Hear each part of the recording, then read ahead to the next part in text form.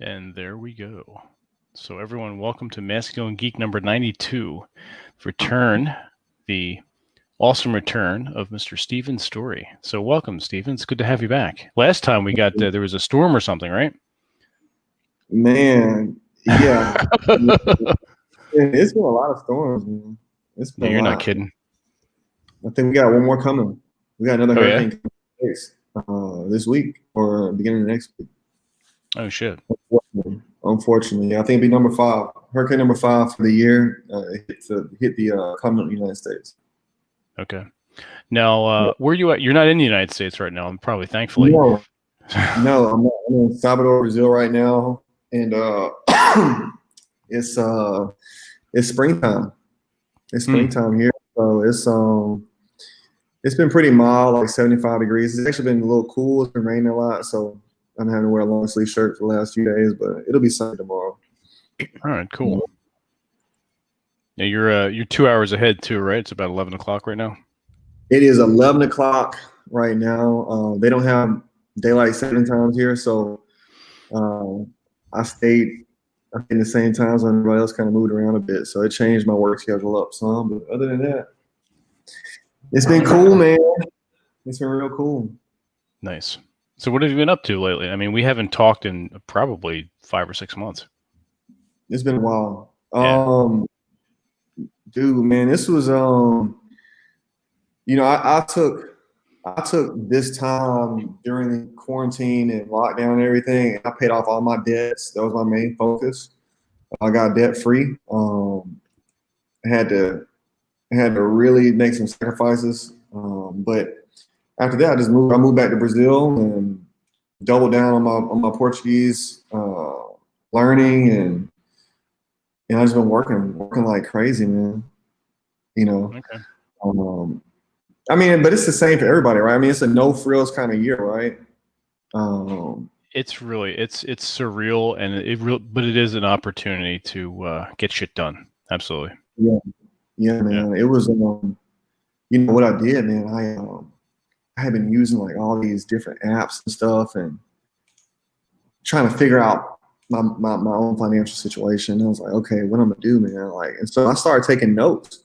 The day Donald Trump got on and said, "Hey, it's a national emergency," I wrote down exactly how much money I had in my bank account and all the money I had access to. I wrote it on paper, and then I started to track my income and my finances daily, or weekly, or every 2 weeks, and I did that over and over again. And for me, that kept me grounded through this process, as opposed to watching television and being like, "Fuck, I'm screwed." You know what I'm saying? Like, I'm scared to death. We're gonna have zombies walking here in a couple weeks. So that's what I did, and I think it kept me grounded in a way that I needed for this time period. I don't know how everybody else did it over the last 6 or 7 months, but that was my process, and it kept me focused on something. Yeah. So it was.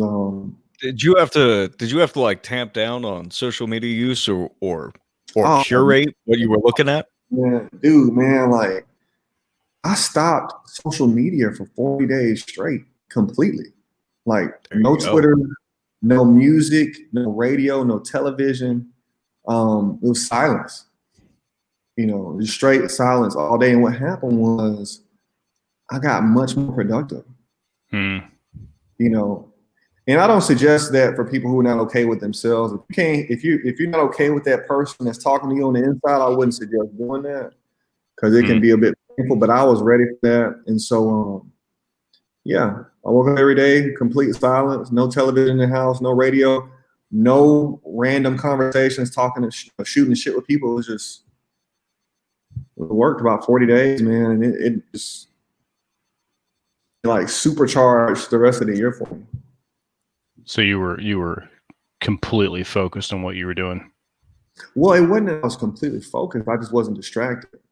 Gotcha.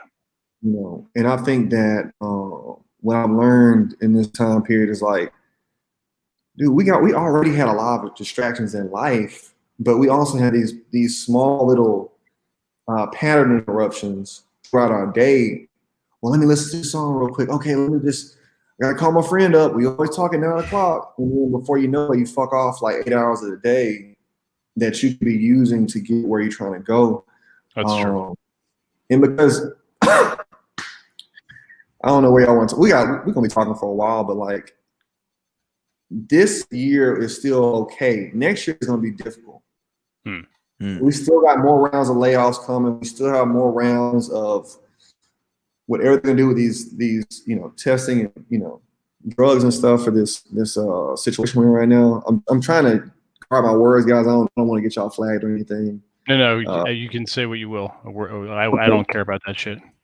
But the point I'm making is that this is what I did to try to protect myself for 2021, mentally and financially. So I saw everybody going one way, I gotta go the other way. Gotcha.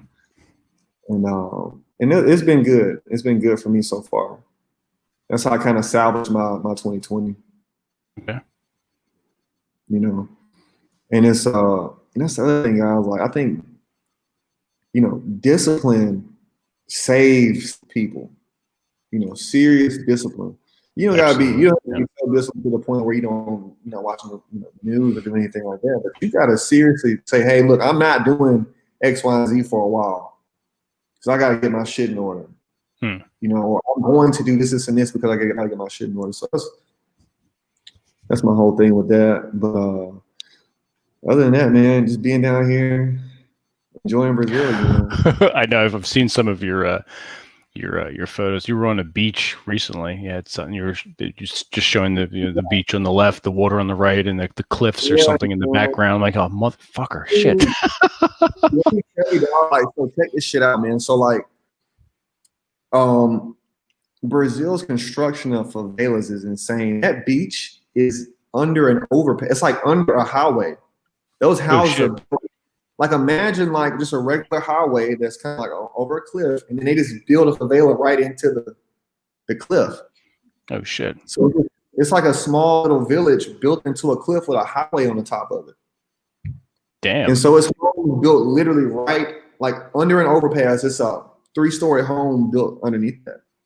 Oh fuck! Build it out off the cliff. Okay. Yeah. So the beach it's not a beach, but it's a beach. You have to go to a beach, get on a boat. The guy paddles you to another beach area, and then you go to this restaurant. And that's where I was at. This was Sunday. So it's pretty cool, man. It's pretty cool, man. Everything's kind of shaky out here, man. Like they just don't have like you would get on a boat. It'd be like a ramp to get on a boat. You gotta like walk into the water yourself to get on the boat. Oh shit! You have to like jump out and like kind of swim out a little bit to get off the boat. So it's just little stuff like that. All right, you're living the pirate life. That's kind of cool. Yeah, man. And so what's up? So James, what's up with you, man? Like, what you got going on, man? It's my first time talking to you. Oh goodness, yeah, you can submit offline, but yeah, feel free to interact. Yeah. Go right ahead. Have at it. I have been. 2020 was the year I was supposed to move out. That didn't happen. Good.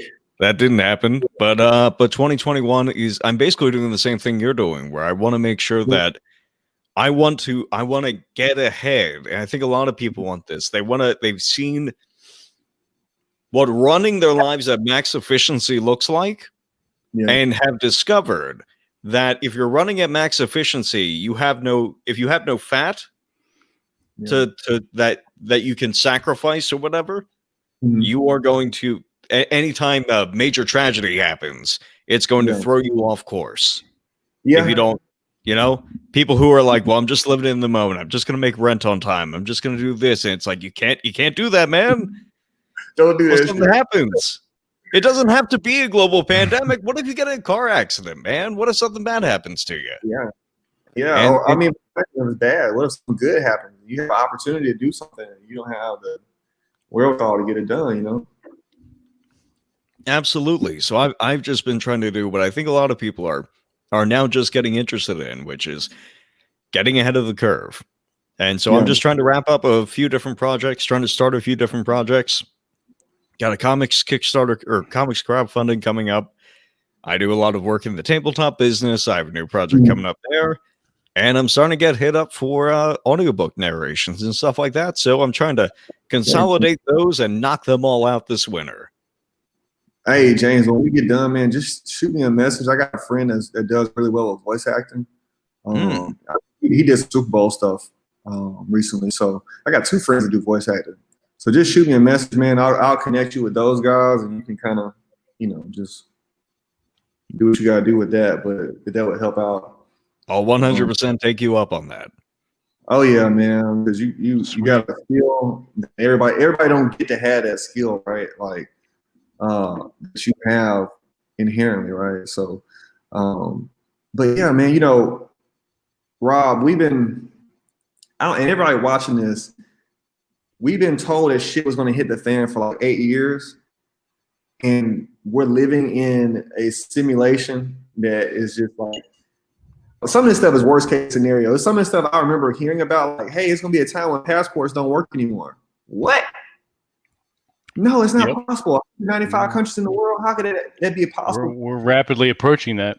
Oh, dude, it's like 4 other countries I can go to in the world right now. That's insane. You know what I'm saying? Like, that's really crazy right now. That's to even think about that. And it's like what we got, Paris. You can't even leave France right now. Or you can't get into France. It's some shit like that. France is shut down again. I think it's the same with Japan as well. You can't. There's also places in other parts of Europe. There was a guy, I'm trying to think who the hell it was. He was flying from like literally somewhere from, I want to say like the what we call the Eastern Bloc, like from the Ukraine or something. And he was going to stop off like in Amsterdam, I think it was. And then he was going to have a layover there. And then he was coming back to the United States. I guess like customs or whatever you want to call it in Amsterdam, they wouldn't even let him out of the airport. Damn. They're like, nope, because, basically we don't want you here because of the pandemic, yada, yada, yada, blah, blah, blah. And so he never got to leave the airport. He was forbidden. That it's like, if you walk out those doors, you're not coming back in. That's just straight up. You're not getting back on an airplane. Did he ask them to bring the whores to him then, or that's what I would. Do you guys have an in-house? You guys have an in-house thing I can visit? There you go. No shit, man. But I mean, like, if you told that to somebody, or you made a YouTube video in 2019 saying, "Hey, the world's gonna be like this and this and this," they would just ban your YouTube account. Seriously, you get laughed at. Mm-hmm. Yeah. You know what I mean? Like, yeah. And I see this now, and I'm like, we are in a situation now where only the learned and initiated in leftist ideology can talk with any kind of authority without backlash. Yeah, with impunity. Yep. Mm-hmm. It's insane, man. Yeah. It is real, like, for everybody watching, like, and it's not that I'm just so leftist or conservative. I lean more conservative. I'm from the deep South, guys. I'm from Alabama. So I'm gonna be mostly conservative in my thinking, but like, to see prolonged protests throughout the Western world, 100 days of protest, 200 days of protest in the same year. Yeah. Just, dude, they looted a Walmart. What did Walmart do? I mean, they looted a lot of fucking places. Dude, random places are getting ransacked for no reason. Yeah. Nobody could have told me this would be like this. Like, okay, a one-off type of situation. Yes, I understand, but like, Peru is burning down Catholic churches. Really? Yeah. Yeah, look at it. Peru. It's in South America, but they're burning down like full Catholic churches are getting burned down here right now.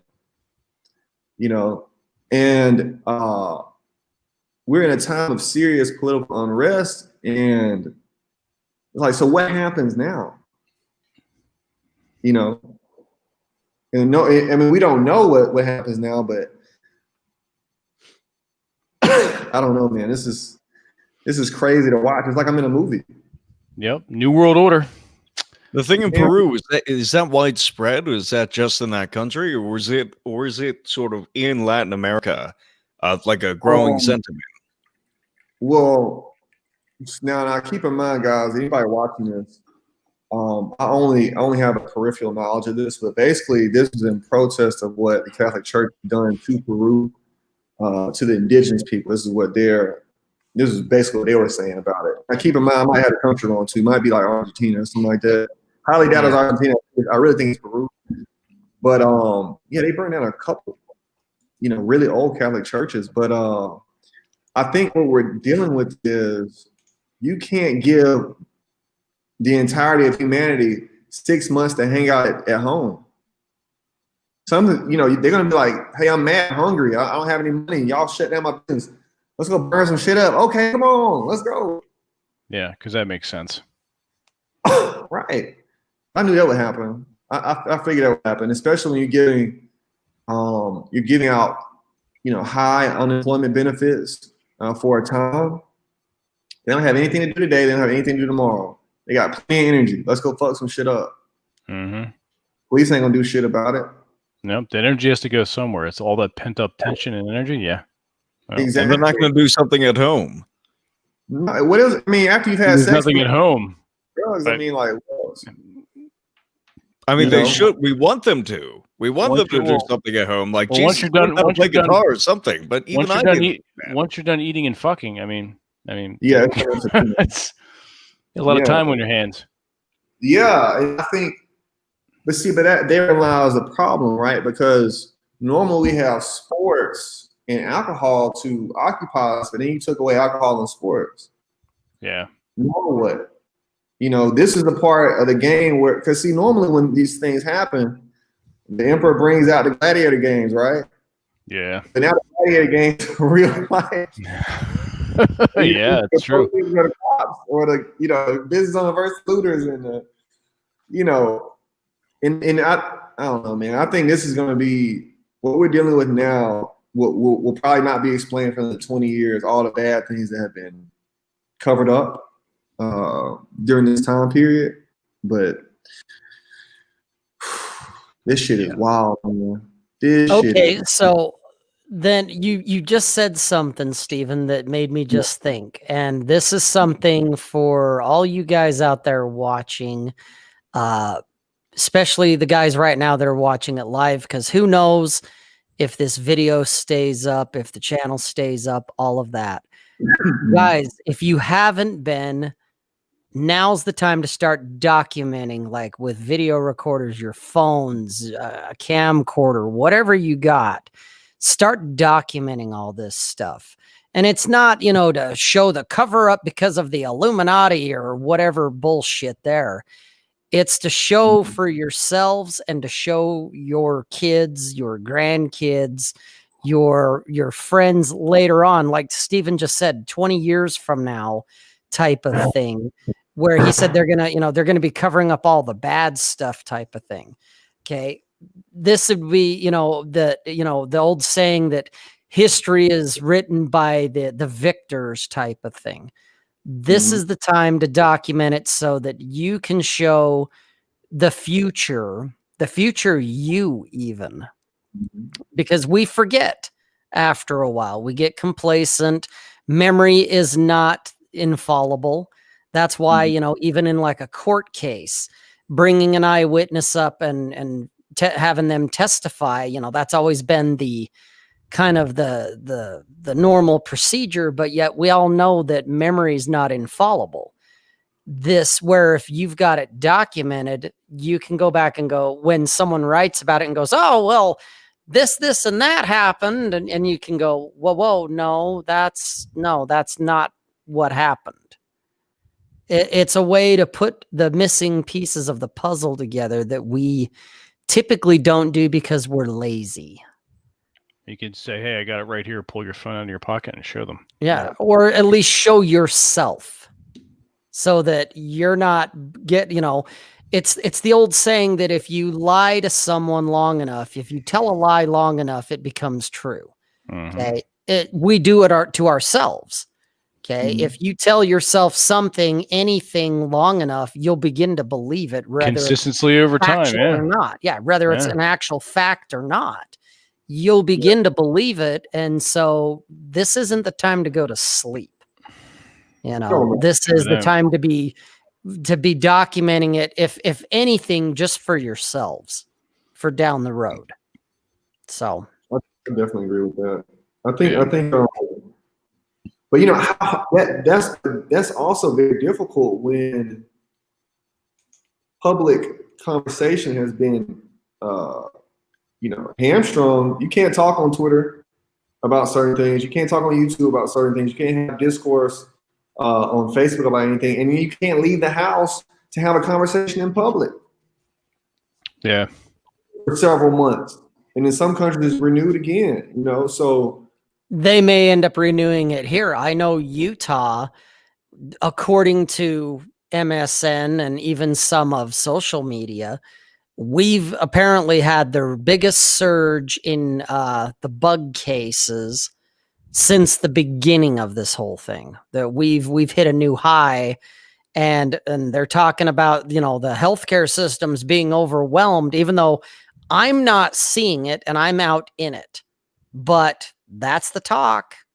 Because while I was cruising mainstream media earlier to kind of get an idea of what's the shenanigans going on with the election, they started talking about the pandemic again.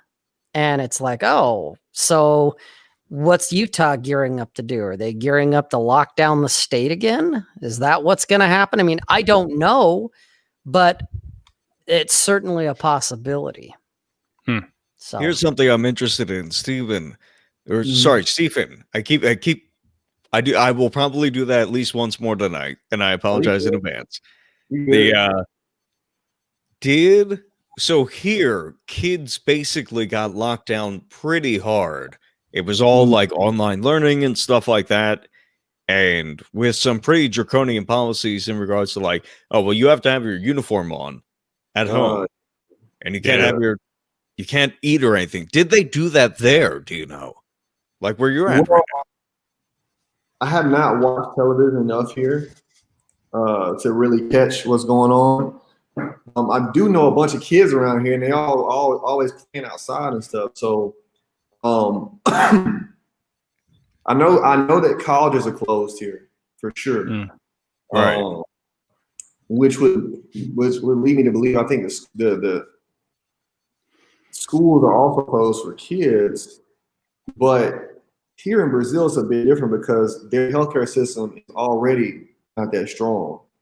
So people, they don't need the government to be so draconian with them. They're like, look, I gotta take care of myself because we already don't have any money as is. We need to risk it. Now all the kids doing online learning. I do know a few teachers. I know they're teaching online, so I would assume that the kids are be taught online as well. But Brazil is a lot more lax about a lot of things. We're a lot more formal about certain parts of our lives, whereas Brazil isn't. You know, I think they're just kind of, just from my daily, you know, goings and comings, it's not super strict. Nothing's really super strict. You just need to put your mask on when you come in the mall.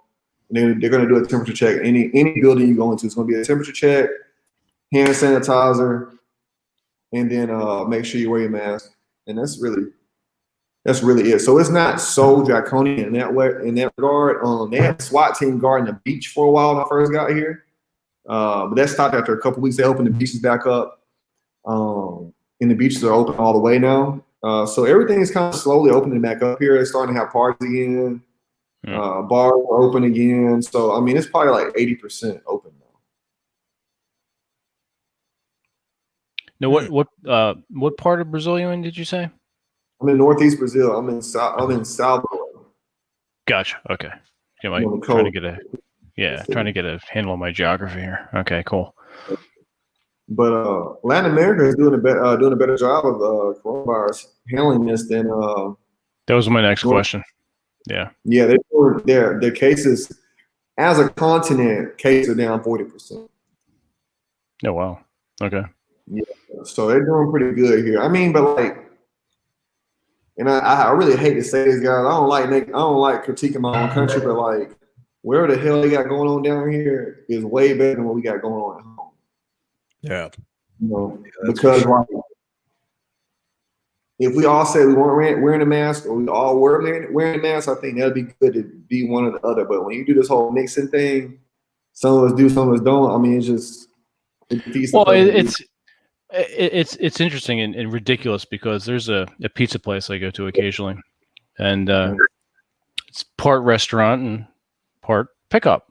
So you walk in, on the right hand side there's the pickup counter, on the left there's some booths. So they're maybe like 6 or 7 feet apart, maybe.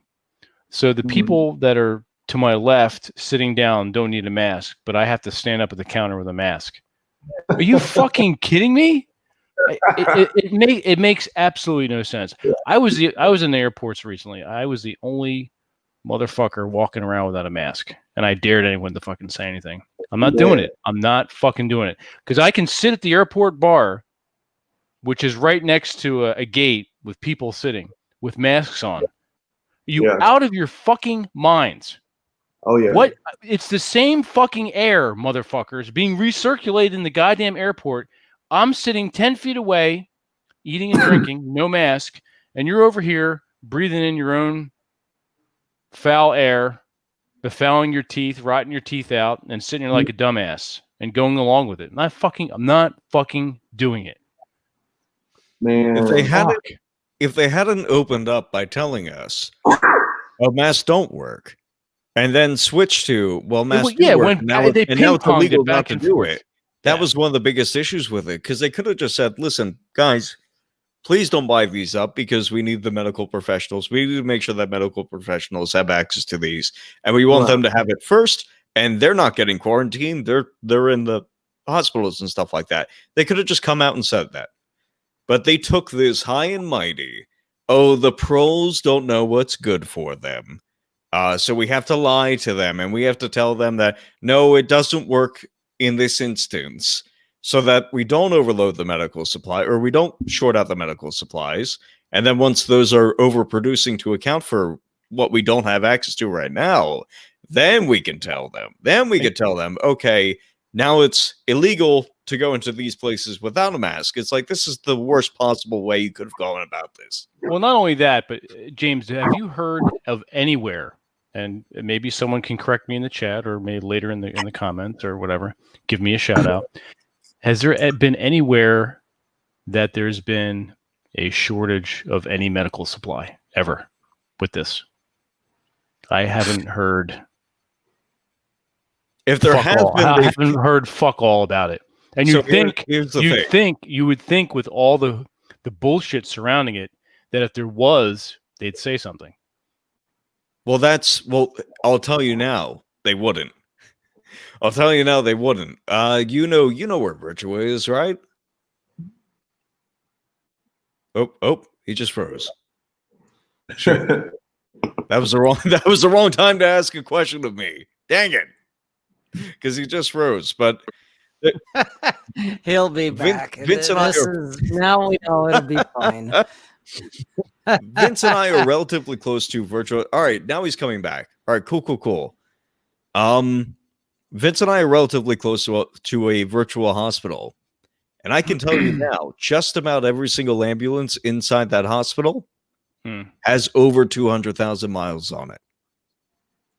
Almost every single one. I think they might have gotten one new unit because they closed one unit down in Cherry Hill, I want to say. No, maybe it was Mount Laurel. Are you talking about the new Virtua? New in the relative sense, yes. Well, yeah, the one that's down. Yeah, the newest one to come around and stuff like that. All of those are over 200,000 miles on them. So, but what they did spend money on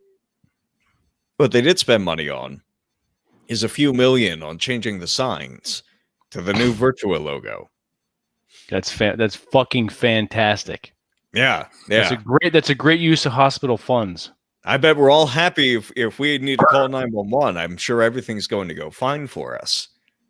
You know, I would rather die than have to be put into an ambulance and go to any of these fucking hotels these hospitals in this area. Freudian slip. Yes, right. These death hotels. You know what's interesting? Because I'm outside of the United States, I paid for health insurance with $100,000 worth of coronavirus coverage, and it's $40 a month for health insurance. I have $1 million coverage, zero deductible, for $40 fucking dollars. Why don't we have this? Huh? Yeah, that's pretty good. Dude, I can't get health insurance at home at all. Yeah.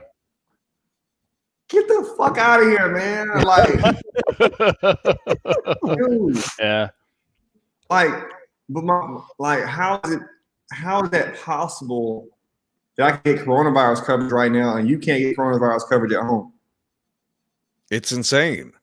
You know what I'm saying? I have a rider on my insurance policy right now for coronavirus coverage for $100,000. And I just bought it from a guy. I bought it from a company. I just said, hey, I'll be in Brazil. They don't even know I'm in Brazil or not. But I have coverage. That's wild, man. But the point was, you were talking about these hospitals, man. Like, are they still posting up these crying nurses still on social media and in the news and shit, talking about how exhausted they are? They're getting ready to do that again here in Utah.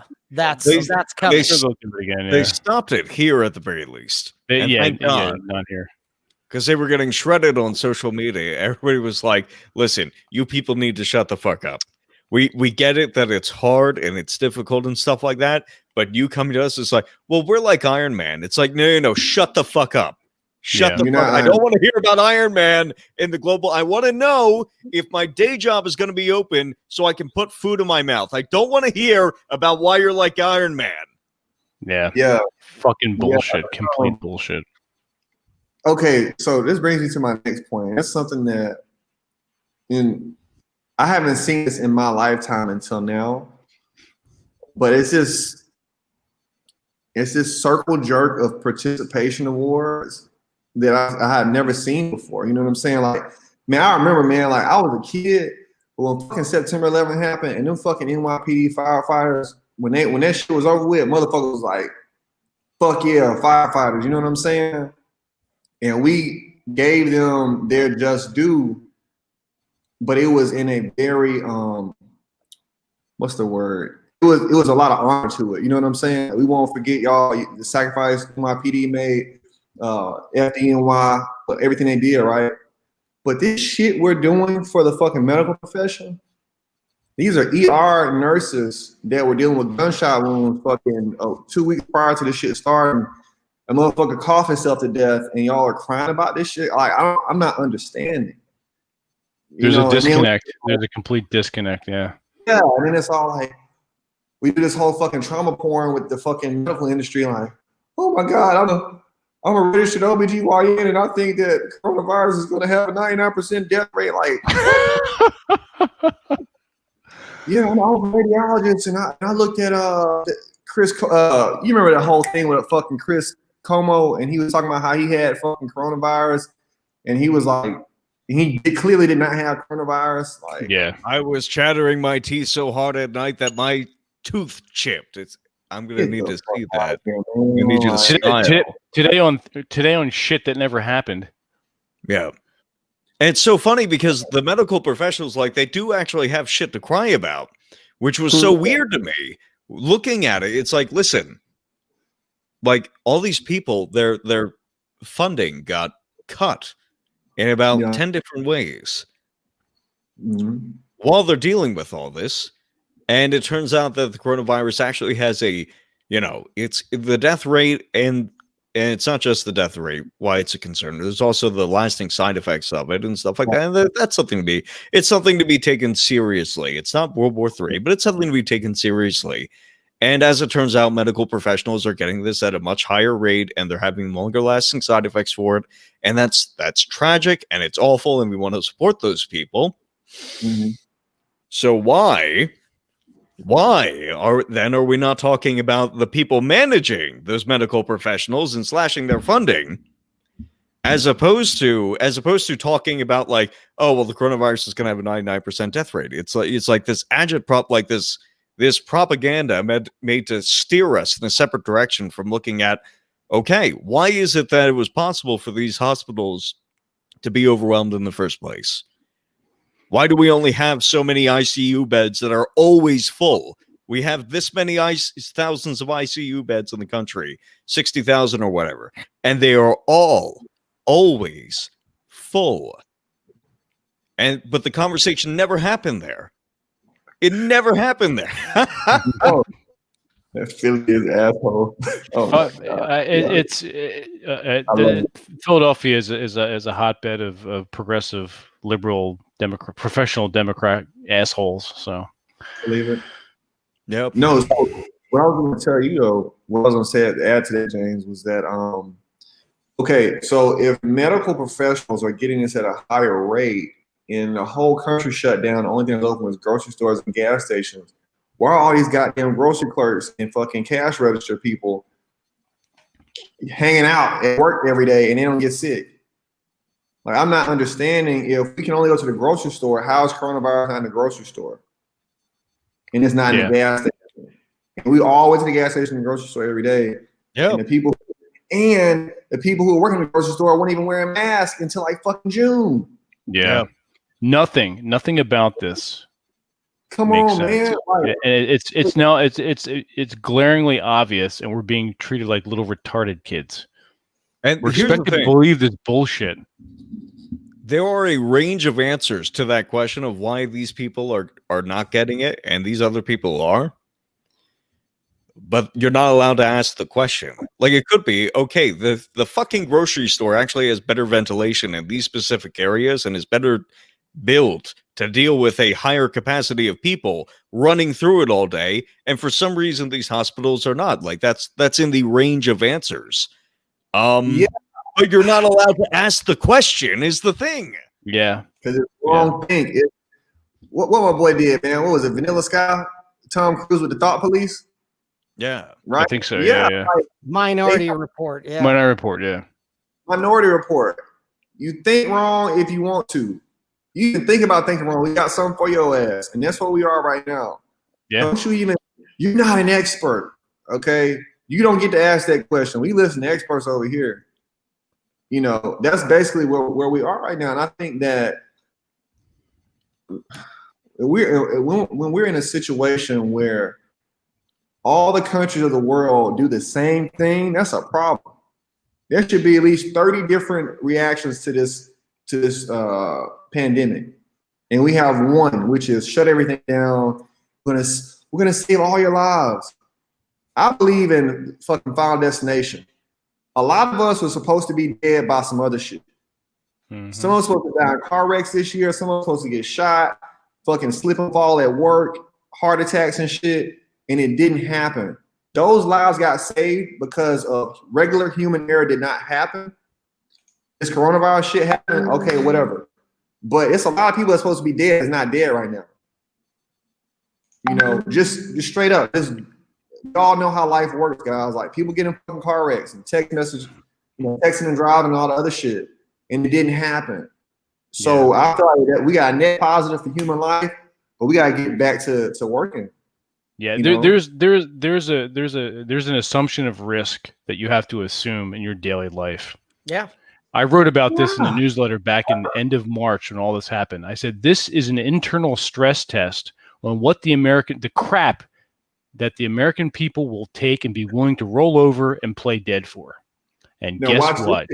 And guess fucking what? It's exactly what's happening.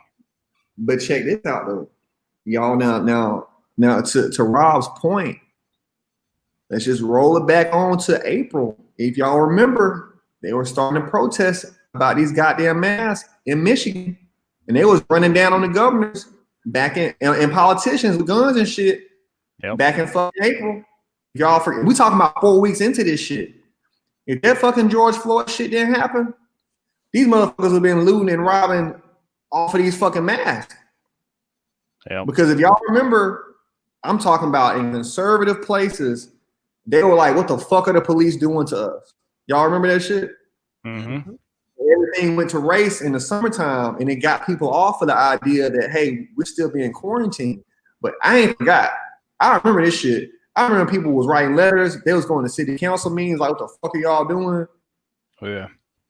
And I feel like this, man, and maybe if we get to see this shit in a year or 2 years, the media ran cover for local governments and pushed this fucking race war shit that we've been dealing with for the last 4 months because local citizens were putting these local politicians' feet to the fire behind these. Y'all remember? Mm-hmm. You know what I'm saying? Like, if everybody watching this shit back in April and May, they were like, "What the fuck are y'all doing? It's time to go." And then the looting started, and everybody was like, "All right, let me just stay at home for a bit." But if that looting didn't happen, and this George Floyd situation didn't happen, I'm telling you, they would have.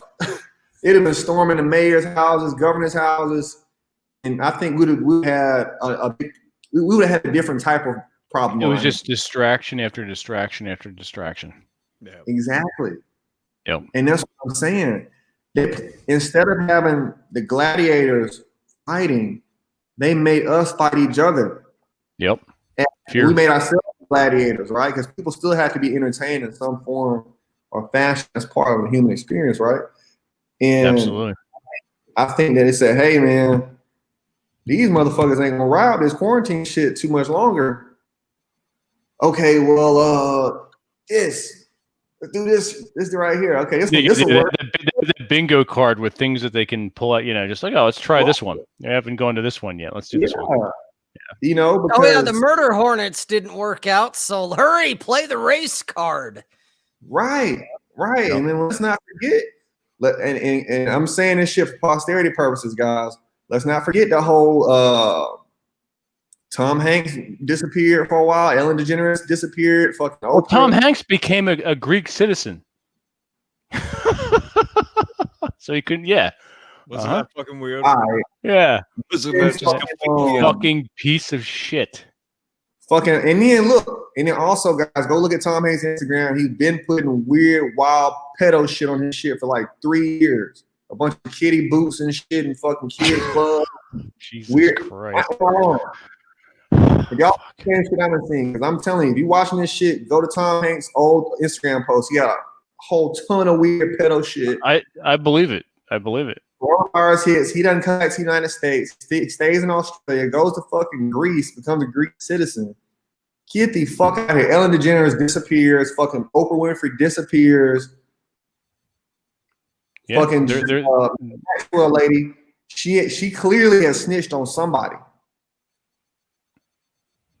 Yeah. And we're starting to see because fucking Trump drops the fucking task force. Y'all remember he makes a task force against all this fucking sex trafficking, and now they locking up motherfucking pedophiles every week.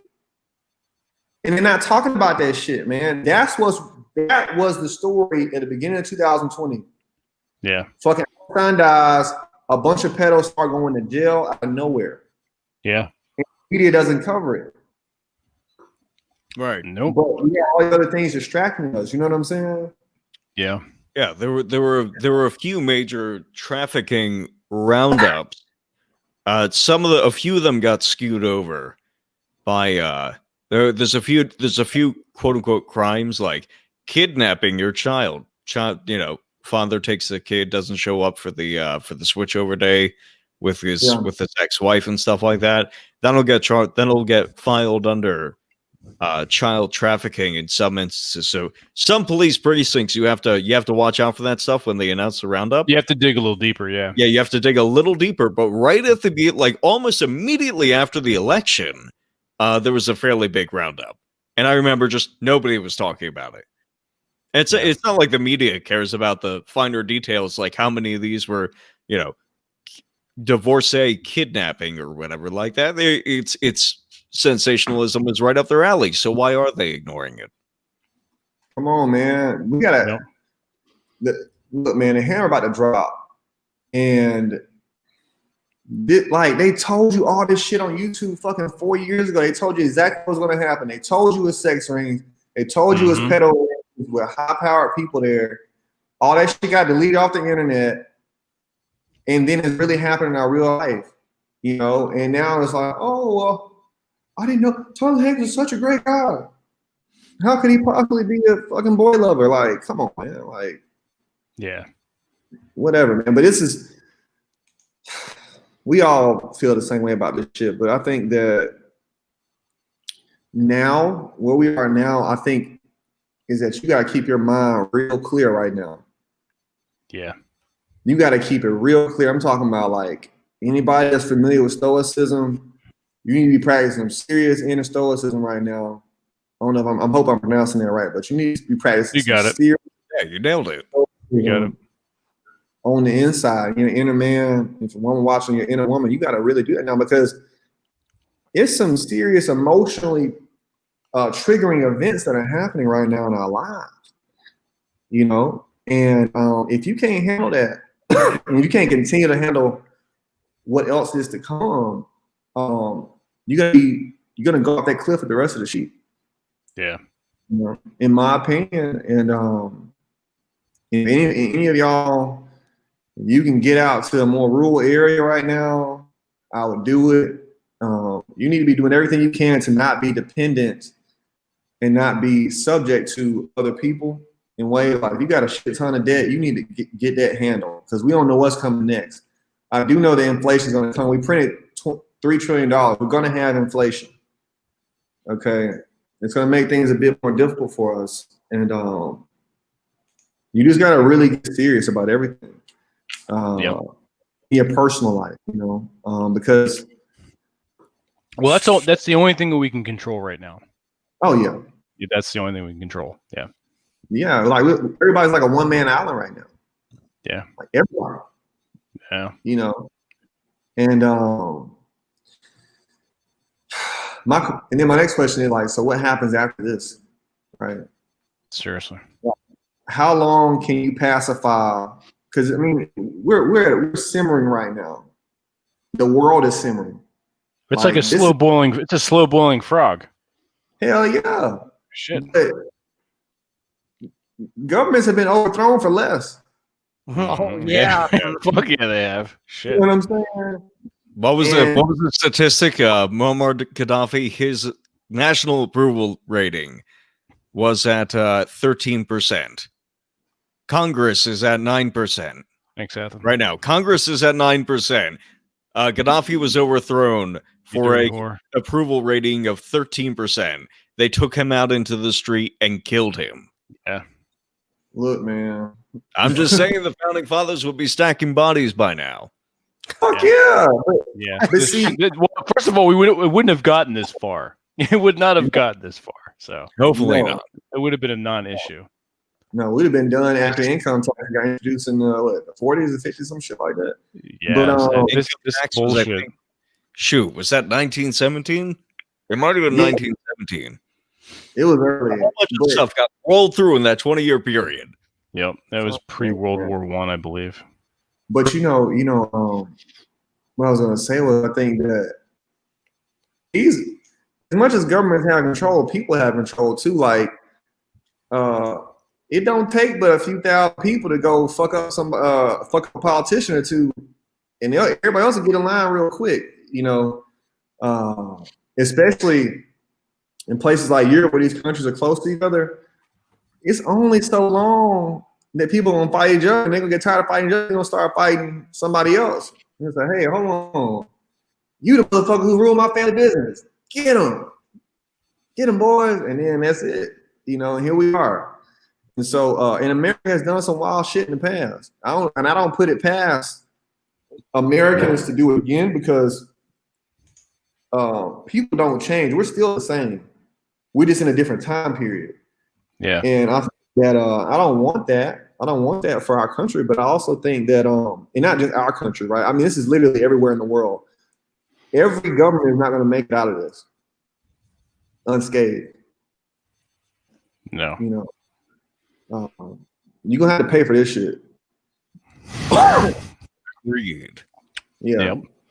That's true. Something I want to run past you is for the people who there's a lot of people I know who can't manage stoicism. They can't manage an unemotional state. They either need to be pessimistic about something or optimistic about something. And those people, I try to give them a reason for being optimistic. Yeah. So I'm gonna pitch it to you here. Mm-hmm. I went into Walmart, I think it was sometime last week. And for the first time, I just forgot my mask. Didn't have it on. I didn't even realize it till I was at the register or whatever. Nobody said anything. Nobody treated me differently. All smiles. Obviously I can't see their smiles, but they're smiling with their eyes because I go in. I just say hi to everybody. How's their day going? Making people's day brighter at 6:30 in the morning, whenever I get there. Because that's when they need it. Yeah. Well done. Well done. And I'm looking around. And it's like completely normal reactions. And then you look at the wider world where it's like, listen, you can 3D print guns. If I use cryptocurrency, I can send anybody $10,000 all over the world. Like, nobody can stop me. Mm-hmm. We have crossed this threshold, I think, where we have built so many different structures, thanks to the internet, where I don't think we're going to have a dark ages again. You can print a tractor. You can print something that works as a backhoe. Yeah. So if you need to get out to the rural area, you can survive, provided you have the materials on hand. And there's no easier way to get it. Do you think that a lot of the structures that we have that are sort of top down are failing, or they're making? I don't think they're getting stronger. I think they are making their last gasp of power. Like the Leviathan is almost dead. Leviathan's almost dead. What do you think about that perspective? Where maybe not only things might get harder for us in the short term, but I think long term, like, future's looking pretty bright. Well, it was what's my dog? Y'all know Quintus, the Brazilian cat. He lives in Portugal. Quintus Crate, I think his name is. No, it's Quintus Curtis. Quintus Curtis. Yeah, he visits Brazil. He's out in Kansas. Yeah, that's right. Yeah. I speak Portuguese. Yeah, we've had him on the show twice. Yeah, man, cool cat, man. But I think he had referenced after the last depression, the Art Deco age came, which obviously tints all of our lives, right? Art Deco is like, I feel like everybody should know this, but it's just architectural style. But like a lot of great things happened after the depression, because people got so creative, right? I also think that we are unleashing the real power of the internet right now in a way that we would not have done for another 10 years. I have cryptocurrency now. I have, 10 different ways to stream with people all around the world. Like, I've done things online that I just wouldn't do under normal circumstances. Notary publics are remote now. That wasn't a thing 8 months ago. And so I think what we're actually, we have all this bad shit happening, but we're also in a cultural revolution. Like groceries being delivered is just normal now. A year ago, you're not telling me you're getting your groceries delivered a year ago. That's like, some housewife type shit. I got 4 kids at home. I'm really busy type shit. Now you get groceries. You're asking for groceries to be delivered just for fun, because you just don't feel like going to the grocery store. Like, I'm ordering 3 meals a day on Uber Eats. I'm buying people's meals in California. I bought somebody a meal in California through Uber Eats, and it came to their house at 3 o'clock in the morning. I was up at 7:30. I bought dinner and I bought myself breakfast. You couldn't do this shit years ago. Yeah. And so I don't know if we have a full appreciation for where we are on the internet right now, but we are unleashing some shit that I didn't know we would see this quickly about the functionality of the internet. And I think that's that silver lining, right? I also think that this is going to change the education system completely. I think that it's going to change a lot of industries. I think that commercial real estate has changed forever. I don't think a lot of people are going back to the office again. You know, I really don't believe a lot of people will be in the office in a formal setting as we know it. Yeah, they show up for like the Office Friday where they have pizza and beer if you show up this day. You know, I don't know. You know, they'll even do that. You know what I'm saying? Like, I think that this whole myth of company culture and this is who we are as a culture, this is our ethos and all that shit is dead, man. Yeah. Oh yeah. You keep the men in their house, you keep the women in their house. We don't have sexual harassment lawsuits anymore. We don't have to pay for leases. We don't have to pay for air conditioning. We don't have to pay for security guards. All we had to focus on is firewalls and VPN. Let's go. Mm-hmm. Yeah. You know what I'm saying? And for the up and coming entrepreneur, it's a 19-year-old right now that's going to be a CEO in 30 years. He's thinking about this in 30 years. Hell no, we're not getting a bigger building. We're going to keep it small. 80% of the workforce is remote. And so I also think that we're I don't know if y'all remember like, what was it, Popular Mechanics? Mm-hmm. They would talk about they would have a little future issue and say, hey, it's going to be like this. And we really might be going to 4-day work weeks, you know, in the coming, 18 to 24 months. I think those are some of the good things that's coming out of this, but we just can't fully appreciate it yet. Like, I was talking to a guy on Twitter. I'm not gonna name his name, but I think 3 of us know him. And I said, hey man, you seem a lot happier now, man. Like, you seem like you're not so frustrated. You don't get angry on Twitter so much anymore. He said, yeah, man, I'm working from home now. And I said, well, damn, man, like you were pissed off because you were working at like, now you're working from home, you like chill. Yeah. And so what will society look like when everybody works from home?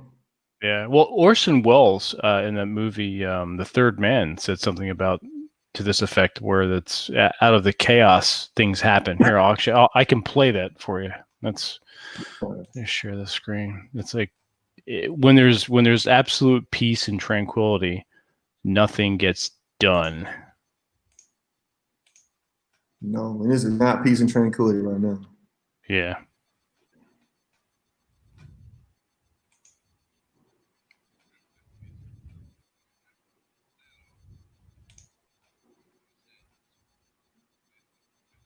How old is this movie? Can't hear it. Can't hear it? I think the audio is Oh yeah, that's one of those things where you have to share the audio first. I think this is the 40s, sometime in the 40s. Let me just try it again. There we go, share audio. God damn it. Hypocrisy and peace, and what did that produce? You'll meet, old man, it's you I want to see, not the police. Remember that, won't you? Don't be so gloomy. After all, it's not that awful.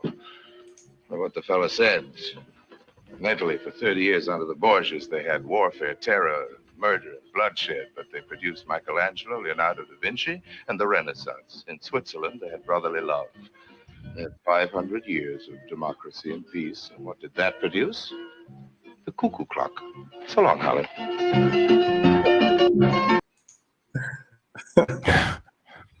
Wow. Yeah. So basically, with all the turmoil that's happening and all the upheaval, shit gets done.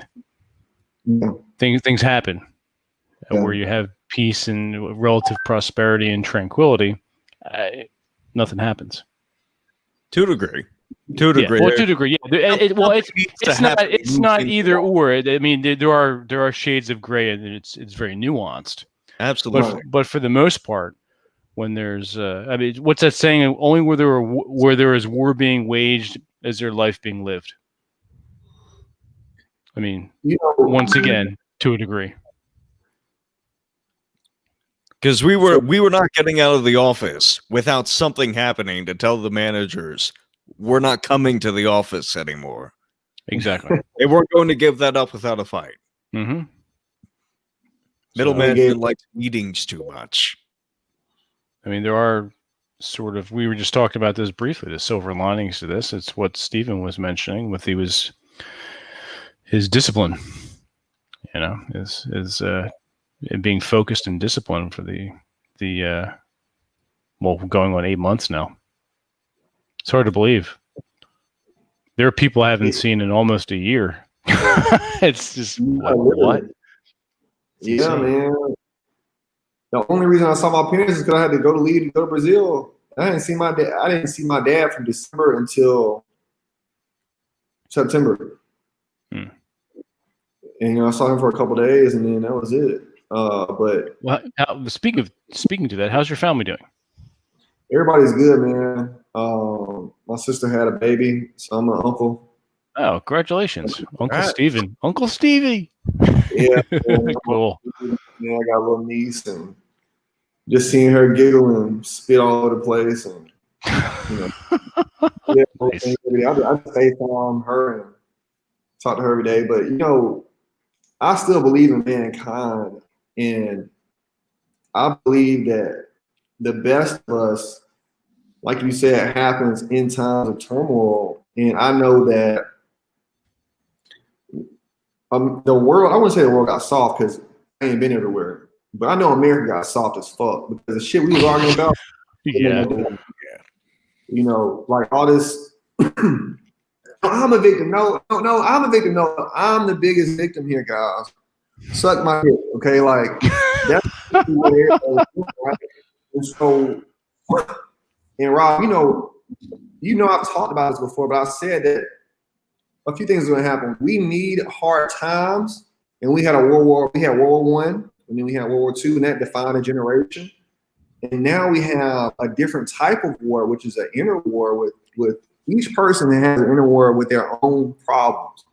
All of us have our own problems. A lot of people are dealing with that through self-medication. They're eating too much, fucking arguing, divorcing. They're doing a lot of different things to cope with this, right? But the entirety of humanity is having an inner conversation with themselves to find out who they really are, right? Because some guy defined himself by how he acted in the office. And he had been in the office in 6 months, and now he's trying to figure out who he is now. Because he is not that guy anymore. Like, and for you all that's watching this as in middle management, some shit like that, and you've had power with somebody for the last 10, 15 years, and now you can't pull your dick out and tell somebody to go fucking get you some coffee or make this, copy or some shit like that. You're starting to see who you really are because you're not that guy. And so, and then, but that's what, and it goes back to my point, right? So we are in this inner war with, who we have said we actually are and who we really are. And so as we come out of this, the world will, and for a time, right? But everybody's gonna put the mask back on. Right now, that mask that you have is off at home. And now you're like, okay, well, I'm not a fucking cool manager guy that makes funny jokes. Nobody laughing at my jokes at home. We only have one Zoom meeting for 2 weeks, and nobody cares. Nobody cares anymore, you know what I'm saying? And so, well then, how do you define yourself now, right? And y'all know Billy Red Horse. Y'all know Billy Red Horse? Yeah. Billy Red Horse, man. That is amazing, man. And I had a long conversation with him. We had dinner back in January. We had dinner again, like in March, right before I left Atlanta. And I was telling him I had what everybody else is having now in 2019, where I came down here. I went from being very smart to illiterate. I couldn't talk. My finances got screwed while I was here. I didn't know the culture. I didn't know the city. I was scared because it's dangerous here. And so I'm having to redefine myself. So I'm getting pulled like, all right, Steve, who are you for real? Who are you for real? And so breaking you down and building you back up again. Yeah, but it was me having you were doing that, yeah. My mistake and me building myself back up again, right? And so and that shit was painful. And I'm sure somebody's going through that or has went through that during this period. But talk about an existential crisis. But how many people are having an existential crisis? Yeah. Quite a few. Yeah. Like, it gotta be, A shit ton. Yeah. I mean, like, hey, I was that father that took care of my family for the last 25 years, and now I don't have a job anymore, and I can't work from home, and I used to be the provider. Now my wife makes more money than me, and what the fuck I'm gonna do now? That's how I define myself. And so now we have new definitions. I talked to a guy named Evo down here. Evo, he's basically a bus driver for kids. And he was like, man, I've worked 30 years. This is how I provided for my family. And now I haven't worked for 6 months. Mm. You know? And this is a man that's like 67. You know what I'm saying? Like, he's right. He has 4 adult children. He has grandkids and everything. And he ain't working. And it's like, well, now you got to redefine yourself. Yeah. You're not the bus driver guy no more. You know, you're not the guy who used to see kids every day and hang out. Oh, like, hey, Mr. Evo. Like, you're not him anymore. And so who are you really? And I think then that goes back to what I'm saying, right? The inner stoicism. This is a war we're fighting with ourselves right now because, okay, yeah, we all have shit going on, but we're inside all day long now. All of us are right here. We all literally living the same life. We got 4 walls, we eat our dinner, we take our showers, we do whatever. And that's it. You know, and so how am I defining myself? And so what I did during my time of my existential crisis, I went and looked at my old videos. I had to go, I said, who is this guy? I forgot. Yeah. This guy got a lot of confidence. I don't know. I don't feel that way right now. You know. And in my unsolicited advice to people who might be going through that, guys, you gotta find people who remind you of who you really are, and you need to go back and look at some things about yourself that remind you of who you really are as well, because for the most part, the human mind is negative. Mm-hmm. So it's about how terrible you are and how you're not a good person and how you're gonna fuck up anyway, and this shit is gonna happen to you in a couple of years anyway. And so you got to go back, and if you got to go back 10, 15, 20 years and find that friend of yours that really knows you, that can really pump you back up and say, hey, no, you really are actually like this. You're not really that way. You know, you need to do that because I think that it's some people going to go out the deep end. They're not going to be able to pull themselves back. Mm-hmm. You know? Yeah. So, I mean, hell, suicides in this area went up like. So something insane, like 100%. This whole thing has been an interesting mirror, that's for sure. A painful mirror, man. Hey, mirrors ain't good to look for. Not always, no. You know what I'm saying? More often than not, what was the old urban legend or the wives' tale about mirrors that, you know, there was people that were superstitious about them and would cover them up because it was a portal to another domain? Yeah. Shit, the domain of the dark soul. Fuck. There you go. Yeah. I mean, obviously the story was that it was a portal like to the outer darkness, hell, whatever you want. Hell inside you. But it's there you have it. It's your own inner abyss. Yep. Staring right back at it, motherfucker.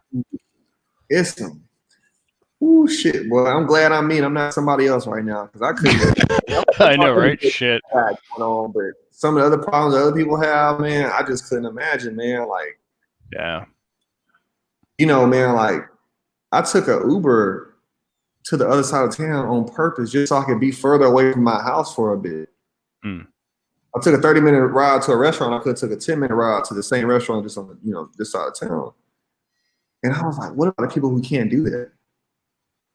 You know what I mean? Like, what about the people who just like stuck and they just can't, like, you're not coming out of this shit normal. You're going to be institutionalized in a way because we have replaced habits. You know, that whole like 21 days to start a new habit and then fucking 6 months. We have started a new habit and solidified new habits that won't go. Like, I don't know about y'all, man. I look at movies now and I'm like, why the fuck ain't nobody got a mask on? Just because, like, when I see a crowd, I'm like, man, we got a crowd of people. Like, not because I want to feel that way. I don't even want to think like that, but it's just like that's how far the habit has taken me now. Yeah. It's like if they all had their shirts off. Yeah. Like, what the You'd fuck, be like, man? wait a minute. Dude, let me tell you this. This is how far we are in America. When I got here, I saw a bunch of people standing outside. I thought it was a protest. They were at the bus stop.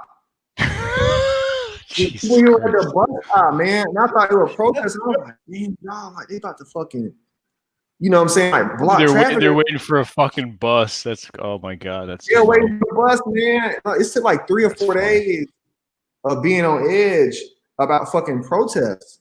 Yeah. Before, like, they're not protesting, man. They just fucking at the bus stop, dog. Like, it's okay. And that's a problem, you know. And that's a problem we got to fix quickly. But, yeah, man, I ain't mean to talk much. I just that's the idea. That's why you're on the show. Yeah. That's the idea. Let's veer off from COVID-19 and bullshit and communism. Also, let's talk about Brazilian titties and ass. I thought you never asked me. I know, right? I want to know. Yeah. So tell us what's the weather? What's the climate? The titty and ass climate down there? Okay, you want the city breakdown, or you want? I want everything. I want everything. I want everything. Want it all. Want it all. Yes. Okay, so we're gonna go from the top to the bottom. Okay, we're gonna start in North Manaus. No pun intended. Yes. So Manaus. Or pun intended, maybe. Yeah. Pun intended. Pun is definitely intended. Yeah.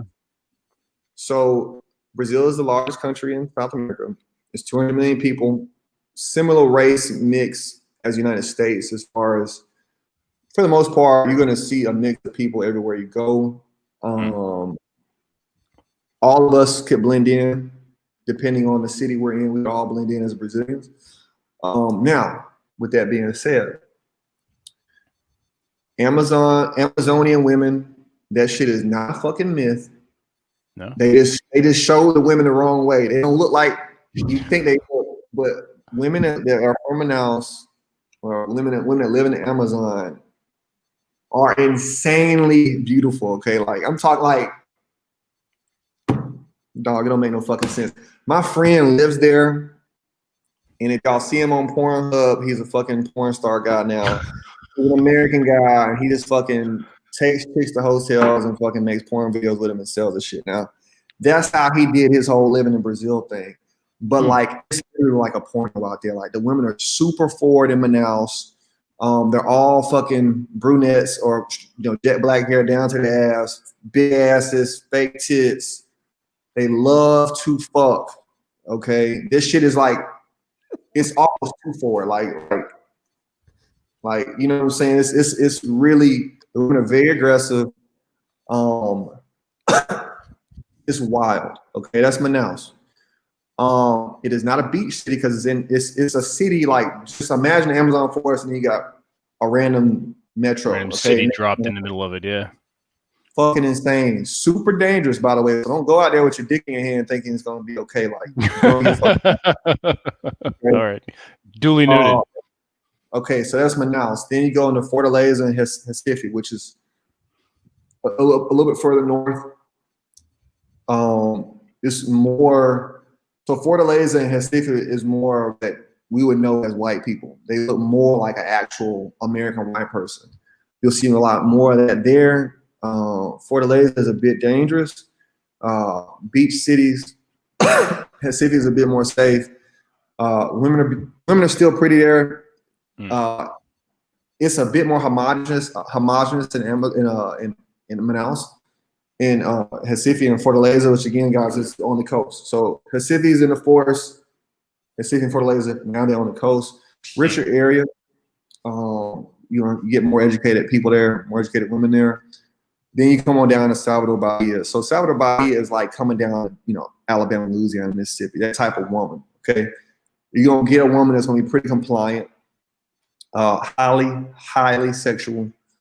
When I've been with here were like first nights, you know what I'm saying? Like, it wasn't a problem. You're gonna see thongs everywhere on the beach. That's just a thing. That's par for the course. Sometimes I just go to lunch. Like, I live like 5 minutes from the beach, so I just walk to the beach and I would see a bunch of women with like fucking ass and tits out. So that's my city. I'll see there, Salvador. And so I told y'all Fortaleza at the top. I see got that there on the right. poking out. Then we got Salvador, which is a peninsula city. So it's a shit ton of beaches out here. It's a beach town. So everybody's super chill. Nobody's in a rush to do anything. Like I said, women are really compliant. You could get a lot of cooking and cleaning and shit like this. It's a good place to find a girlfriend. Next, we're gonna go to Belo Horizonte. Belo Horizonte. Oh no, we're gonna go to Brasilia. Brasilia is next. So that's the capital of Brazil. A lot of educated people there. A lot of rich people there. Great place to visit and date as well. Then Florianópolis, Sao Paulo, Rio de Janeiro, and Porto Alegre. So Porto Alegre is going to be very European in architecture, as well as the mix-up of people down there, pretty women. It's a smaller city. Florianópolis as well. Sao Paulo is like the New York of South America. So same concept, guys. I mean, it's just a shit ton of people, man. It's big as fuck. Rio de Janeiro, it is dangerous as fuck. I heard about that. Yeah. I don't even plan on coming to Rio, man. Like you just get robbed. Like if you don't mind getting whatever you got on you snatched off of you. That happened to Rio. Quintus on the beach. Yeah, he got robbed. That happened to my friend on the beach. Shit. Somebody robbed him on the beach, man. Like last year. He actually left Brazil early because he was supposed to come to Salvador to see me. He got robbed on the beach. He was like, fuck it, I'm going. So he leaves. But the main thing about Brazilian women is you need to be a lot more aggressive than you are at home. Yeah, Right? that makes sense. You need to grab your fucking nuts and really come on and not only be aggressive I like it sexually, but you gotta be aggressive. Like, hey, we're going to fucking, wherever to eat at, and then after that, we're doing this. You gotta call for. Are you telling me I can't ask them where they want to eat? No, stop doing that, James. Stop that. You're not allowed to do that. Well, so Stephen, like say someone's never been to Brazil. What would you suggest would be the first stop that would make sense? That's relatively safe, but it's going to have a mix of good experiences versus safety, and just like a good experience for the first time. So I'm gonna tell you something, man. First off, Brazil is not for beginners. Okay, this is not some fucking slack jaw guys trip. Okay, you got to be ready to fucking beat some ass if need be. So I wouldn't suggest going to Brazil if that's that's the type of shit you're looking for. If you're looking for like safety, go to Colombia or fucking DR or some shit. But if you want to experience something, yeah, come on to Brazil. I would suggest some of the smaller places first. I would also, if I were you all, now granted, guys, everybody looks differently, but I would go to a place where I blend in a little bit better. Okay. If I was fair skinned, I would go to Porto Alegre, Florianópolis, Brasilia first. Okay. And I wouldn't stray too far away from anywhere. I know, because through this whole narrative that you're saying is like, oh, this is dangerous. Like, oh, fuck. Okay. There has to be some great experiences though, because you're there. No, man. Yeah, so, I've had a ball. I've had a ball in Brazil. I got to do this for the least common denominator here. Okay. I got to do it for the dumbest guy in the room. For the lead paint eaters. Yeah. Yeah. You know what I'm saying? But with that being said, if you got some situational awareness, man, you're going to be fine wherever you go. I am going to go to Rio at some point this year. I'm going to go to Sao Paulo as well, and I'll pop around Brazil a bit.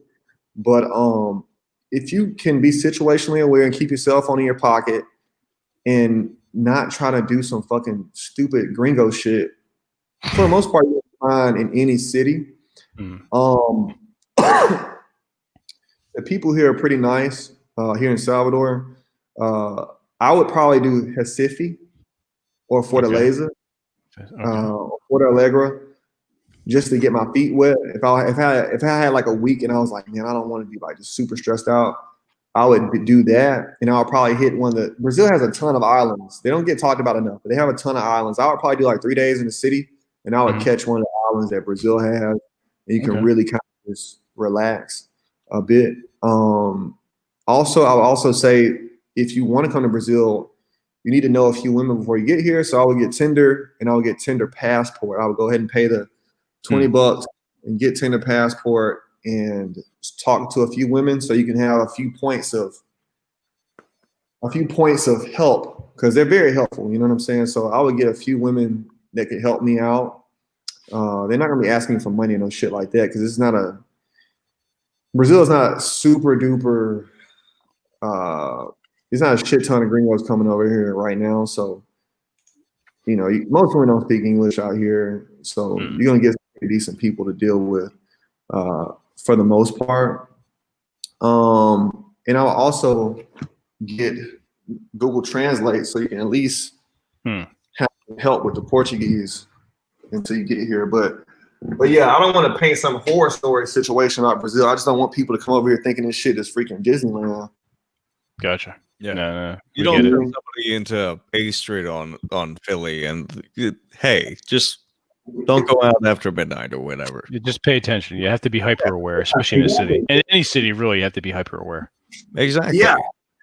Exactly, man. I'm just charging my computer, guys. My bad. My freaking computer about to down me. But yeah, I have a lot more suggestions, but that's the beginning phases. And then the other thing, guys, if you coming down here for sex, you're gonna get what you want now. Okay? You're gonna get what you want out here, but you gotta really have your face on, man. Like, y'all guys understand frame. If you understand anything about the red pill or anything like that, now is the time to practice that here. And even me, not to say even me, but like I got game. But coming down here, I had to really brush up on my shit, man. I had to really fucking firm up a lot more when it came to women than I had been used to. Because at home, we're used to having discussions about decisions we're going to make. And Fuck that. So what do you want to do? No, you got to be that's, like, that's not my thing anyway. So I would fit in right in down in Time Brazil. for a little bit problem. of one. That's not a problem. Yeah. But the problem is, it's not because the women are rebellious. It's because they're not rebellious that you got to really fucking come on. You know, like when I first started dating my girlfriend, she would be like, why didn't you text me? And I was like, well, I was waiting on you to text me. She's like, well, no, I always wait on you to text me. You know, that's the shit they're on down here. Like, the woman is like ready to receive and she's ready to be led. And so you gotta really lead out here. That's pretty appealing, especially compared to the locals here. You know, hey, man, we're all Americans, so I'm not gonna speak badly on our American women because we're all products of American women, right? But once you come down here and if you were to date here or even sleeping with a few women here, you don't do like my girl ain't watching this shit. I'm going to tell y'all all this shit. Here comes the good stuff. If she got this far in, well, fuck it. But you know, everyone I slept with here made my bed for me the next day. They cooked happily. Hey, what do you want to eat? What dessert do you want to eat? Hey, I found this restaurant. I'll take you there. I'll pay. Yeah. You know, they have another level of respect for men here that I have not seen outside of my blood family. Like, dude, I don't wash clothes here. I don't gotta wash dishes here. I don't have to fucking. So basically, the laws of the universe are in balance down in Brazil. I like it. Nice. They are, but at the same time, like, now, guys, I'm gonna preface this. I'm gonna preface what I'm saying with another part, and this ain't so cool. The men here are not fucking around with these women. Okay, they beat ass out here. They are kicking ass. Okay, and they like their homicide rates for women is like sky high. So holy shit. Yeah, it's like it's like fucking 10 times more, literally 10 times more than American homicide rates and domestic violence rates. These boys ain't like, I know so many women with scars on their face. It's like, I'm talking about pretty women that got fucking cuts on their face, cuts on their chin and shit. And it's like, how did that happen? You know, but I'm not advocating any of this. I'm just telling you how they got this level of subservience from women. What their expectations are. Yeah, like for example, I remember this chick came to my spot. She was a lawyer, real pretty chick. She was like fucking 5'11", fine as fuck. So she came over. She was on her period, whatever. I didn't have a problem with it. She, you know what I'm saying? She went down on me, whatever. Cool, appreciate you. And she was like, well, I'm so sorry I came over on my period. I was like, why? She's like, well, Brazilian men, they would kick me out. Like, what? They'll kick you out? Like, dude, this chick was fine as fuck. And she was like, these men would kick me out if I was on my period. And all I could do was get some head. I was like, damn, I need to do the same thing to you. I need to kick you out too, shit. You know? They got solved. Damn, I'm being too soft on you, you know, but I think that what I had a conversation, man, with this girl. She was like, you know, I look at she was looking at you, like Instagram has made the world smaller. So she would look at these European couples and American couples, and she said, hey, you know, in Western cultures, you know, men and women, they share chores, so we should do the same. I was like, I didn't come to Brazil to wash no fucking dishes. Seriously, get the fuck out of here with that shit. Hell no, shit. I got a clean lady. That shit. I didn't buy a plane ticket so I could bring you the gift of equality. That's not why I'm here. Yeah. Hell no, man. Like, and so, but it's like the point I'm trying to make, guys, is that when you down here, act like them. You ain't gotta beat nobody up, but act like the men here, because that's how the women react to that too. But like, yeah, we can really talk about this shit. Also, another thing, man, women here, they bathe 2 to 3 times a day. Phenomenal pussy management out here, man. I'm talking about no smell, no taste, ever. Any woman I've been with here. You don't smell them on the bus. You don't smell them on the beaches. I have never smelled a musty woman here, ever. Wow. Big, small, old, never. I'm talking about on the street, dude. I'm talking about just fucking. So there's some intense pussy management. Okay. Dude, the sexual marketplace IPM is seriously competitive, man. These women here really take pride in being women. They really take serious pride in how they present themselves. You're not going to see women in sweats, I hate that. Ponytail, big t-shirt shit. No. If a woman walk out the house, she's going to smell good and she's going to look presentable. You know what I'm saying? Pants aren't really a thing here for women. Women wearing dresses and shit like that. Intense pussy, man. Yeah. Okay. Yeah, buddy. And then they treat me as if they're the prize here. Every woman I said that I've told them as is appropriate. As is appropriate. Men are the prize. Yeah. Okay. And they treat these men like when they fucking you like it's your last time fucking, because they know that's fantastic. They know that it's another woman out here that's want to do this shit that you ain't want to do. You know what I'm saying? So yeah, like some of the things these girls did on the first night, I'm like, this is like, you know, you wandered into heaven. Have I died? What the? Nice. Guys, y'all boys don't understand, man. I'm telling you, y'all. What's the man to woman ratio there? Are there more men than women there, or? It's the same, man. Everything's the same, but see, you gotta remember, man. Hard times enforce gender roles. It's been hard here forever. Never got good, you know. So women still heavily rely on men for, you know, everything. You know what I'm saying? So like women are working obviously, and men are working obviously as well. But like, you gotta have a man if you want to have some type of life here. You gotta have another stream of income for the most part. Okay, like obviously there's women who making their own way, but it ain't like that. They still stand with their mom and dads.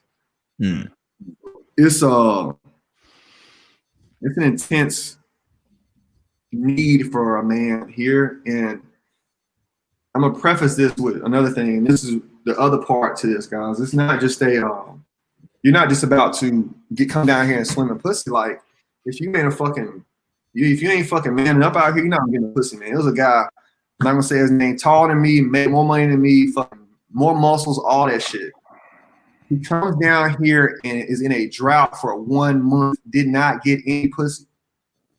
So he said, Steve, man, take me to some women. And I was like, I got you, dog. So I take him around and dude being all fucking weird and shit. So I said, fuck this shit. I take him to a brothel. Nice. I take him to a brothel, man, and I spoke enough Portuguese, you know what I'm saying? So the woman was gonna give me the regular price, which is 150. Hey, y'all, I didn't need to buy no pussy. I'm good. So I was just kind of talking to her, you know, I can go to a strip club, you just talking to the stripper or whatever. So it was that type of situation. And so my guy is talking to the same girl later on at night. And so she's like, for you it's 150, but for him it's 300. I'm like, damn. Jesus Christ. How the fuck are you striking out at a brothel? Long story short, guys. That's fucking sad. He got 0 pussy in Brazil, man. He got 0 pussy at a brothel. Wow, that's And a brothel laying it on him there. Wow. Pussy, man. Twice as unpleasant as this other guy's. Dude, like that ain't even my style. You know what I'm saying? I ain't gotta do that type of shit. But I was like, look, dog, Uber, take us to the brothel, man. Take us to the hoes. Come on. Couldn't even get no pussy, man. So the thing is, like I said, guys, you're not just gonna come out here and slip and fall into some pussy unless you really got some game. Now, well, I tell you what, man, I can't tell everything on air like this. No, please, no, come on, give. Yeah, first night in a woman here is par for the course.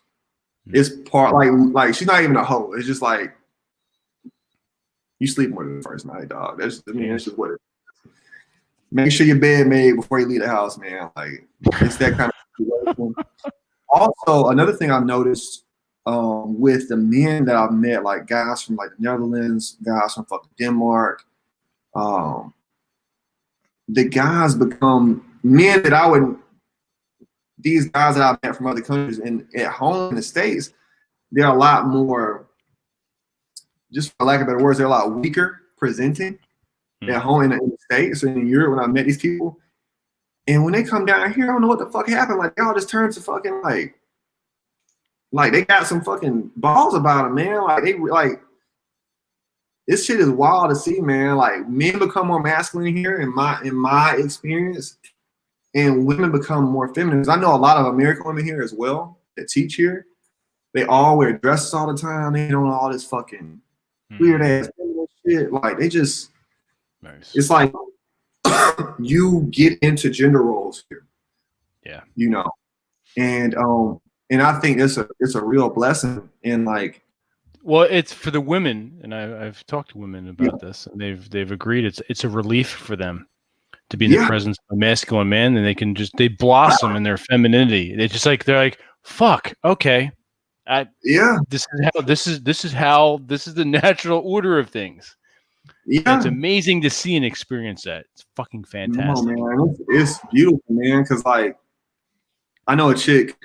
I know a country dog, but like, just seeing women just talk to each other about regular ass woman shit and not try to involve you in that is amazing. Yeah, not try to compete with you. No. Yeah. No. Like, I remember this lawyer chick I was fooling with, man. She was a lawyer. She was a criminal justice lawyer.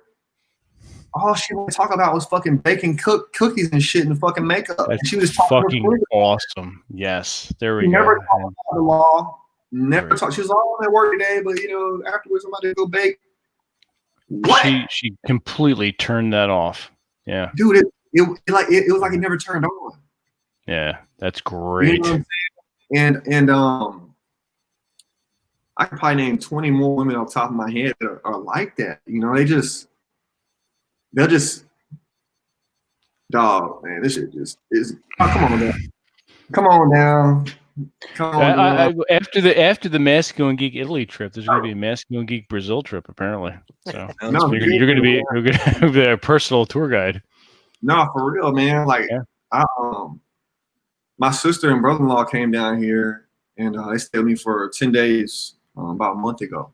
They got here probably 2 weeks after I got here. They came and stayed with me, and even seeing my little sister, seeing her soften in 10 days was really interesting to me.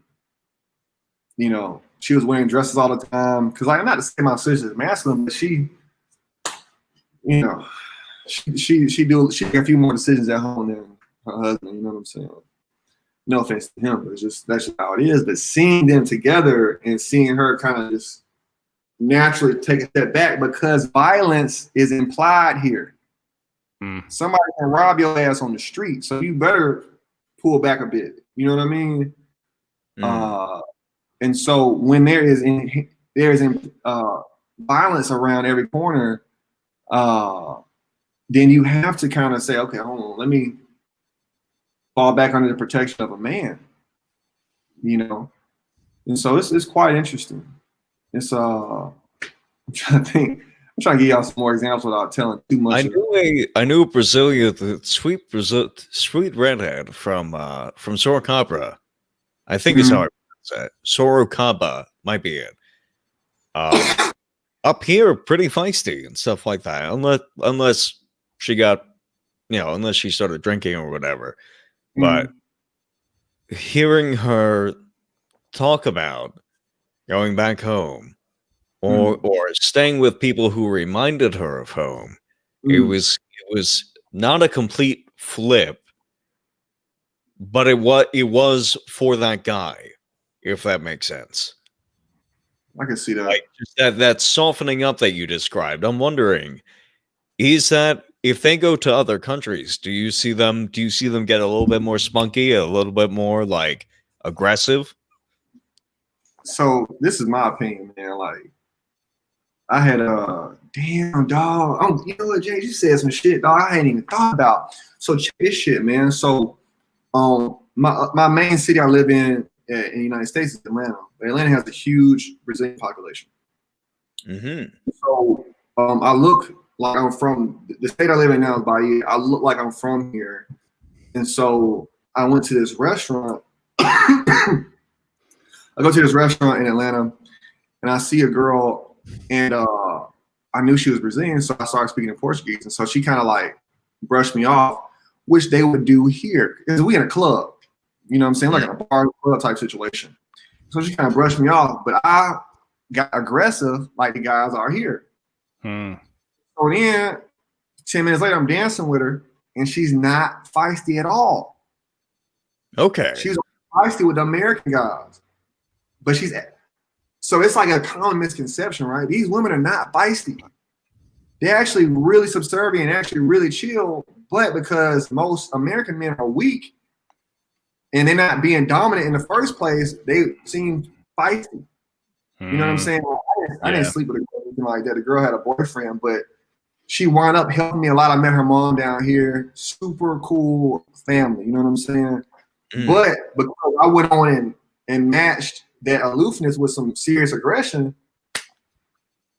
we stopped all that shit. She started training me for some things. She taught me samba. We go to dinner, go to lunch, all that shit. And it's like, American men can do this to American women, but we've been taught that we gotta, you want to step on your toes. You don't want to offend her. You don't want to seem like a creep. Yeah, fuck that. The new one for young guys around here is posture. You're walking with your back straight. You should. Is jutting out too much. As well it should. You have to fuck you. Too excited at somebody. You need to walk around like you own whatever space you're fucking in. Yeah, I agree. You have to. Yeah. No matter where you are, you fucking act as if you own the joint. But that may be arrogant, and then but fuck it, that fucking works, dude. I've been like called out because I have a limp, and which leg is limping depends on the day or maybe the hour, depending on which of my knees is giving out that day, right? Because it mostly just equal opportunity limper. Exactly. It depends on which one I've been putting too much weight on that day. I'll leave those jokes alone, but keep going. No. Please keep it going. Because at some what point she I have said. to hear new ones. There you But go. Well, I got a new one for you, James. In the words of a great rapper, I walk with a limp because my dick heavy. Tell him that next time. Walk man. with a limp because of my dick. My dick is heavy. and Yeah. I haven't heard that one Yeah, before. okay. Hell yeah. Tell him that shit, man. Well, at least But- that one was laudatory. So But yeah, they'll hear you like you got a swagger to your walk or something like that. It's like, no, man, I just can't walk right. But no, they'll just walk some with a people- swagger, motherfucker. if you have that, if you project that presence and stuff like that, especially because I really like tall girls. My first girlfriend ruined me. She was like 5'10" when I was 5'5", and now Ladies love too. I can't get over it. But if you project that kind of like presence to you, Mm. I mean, I've heard it said like they could be looking down on you, and you'd be like, "Yeah, I'm like 6'7", and stuff like that. They know you're. It doesn't matter. It's you're like in a conspiracy with them and Yeah. stuff like that. They're like, I don't. They stop caring about your height because there's It's this. not an issue unless you make it one. Exactly. And Exactly. Rob knows exactly, and he's written about that. Man, so weird. I got some shit I need to show y'all, man. But I'll be Please do. We can share that shit right now. We don't care. Please do. I'm not telling. I'm never snitching on myself, dog. I will not. Read between the lines. I will not snitch. But look, this is what I would say, man. To men, like, I just don't believe you're going to be who you fully are as a man until you get into a society where men are edified, men are revered. Every man I see here that's with a woman, that's his girlfriend, like, you don't have this whole like a guy that's a 7 and a girl that's a 5. A guy is always with a woman that's pretty, like well off, like much more pretty than he is.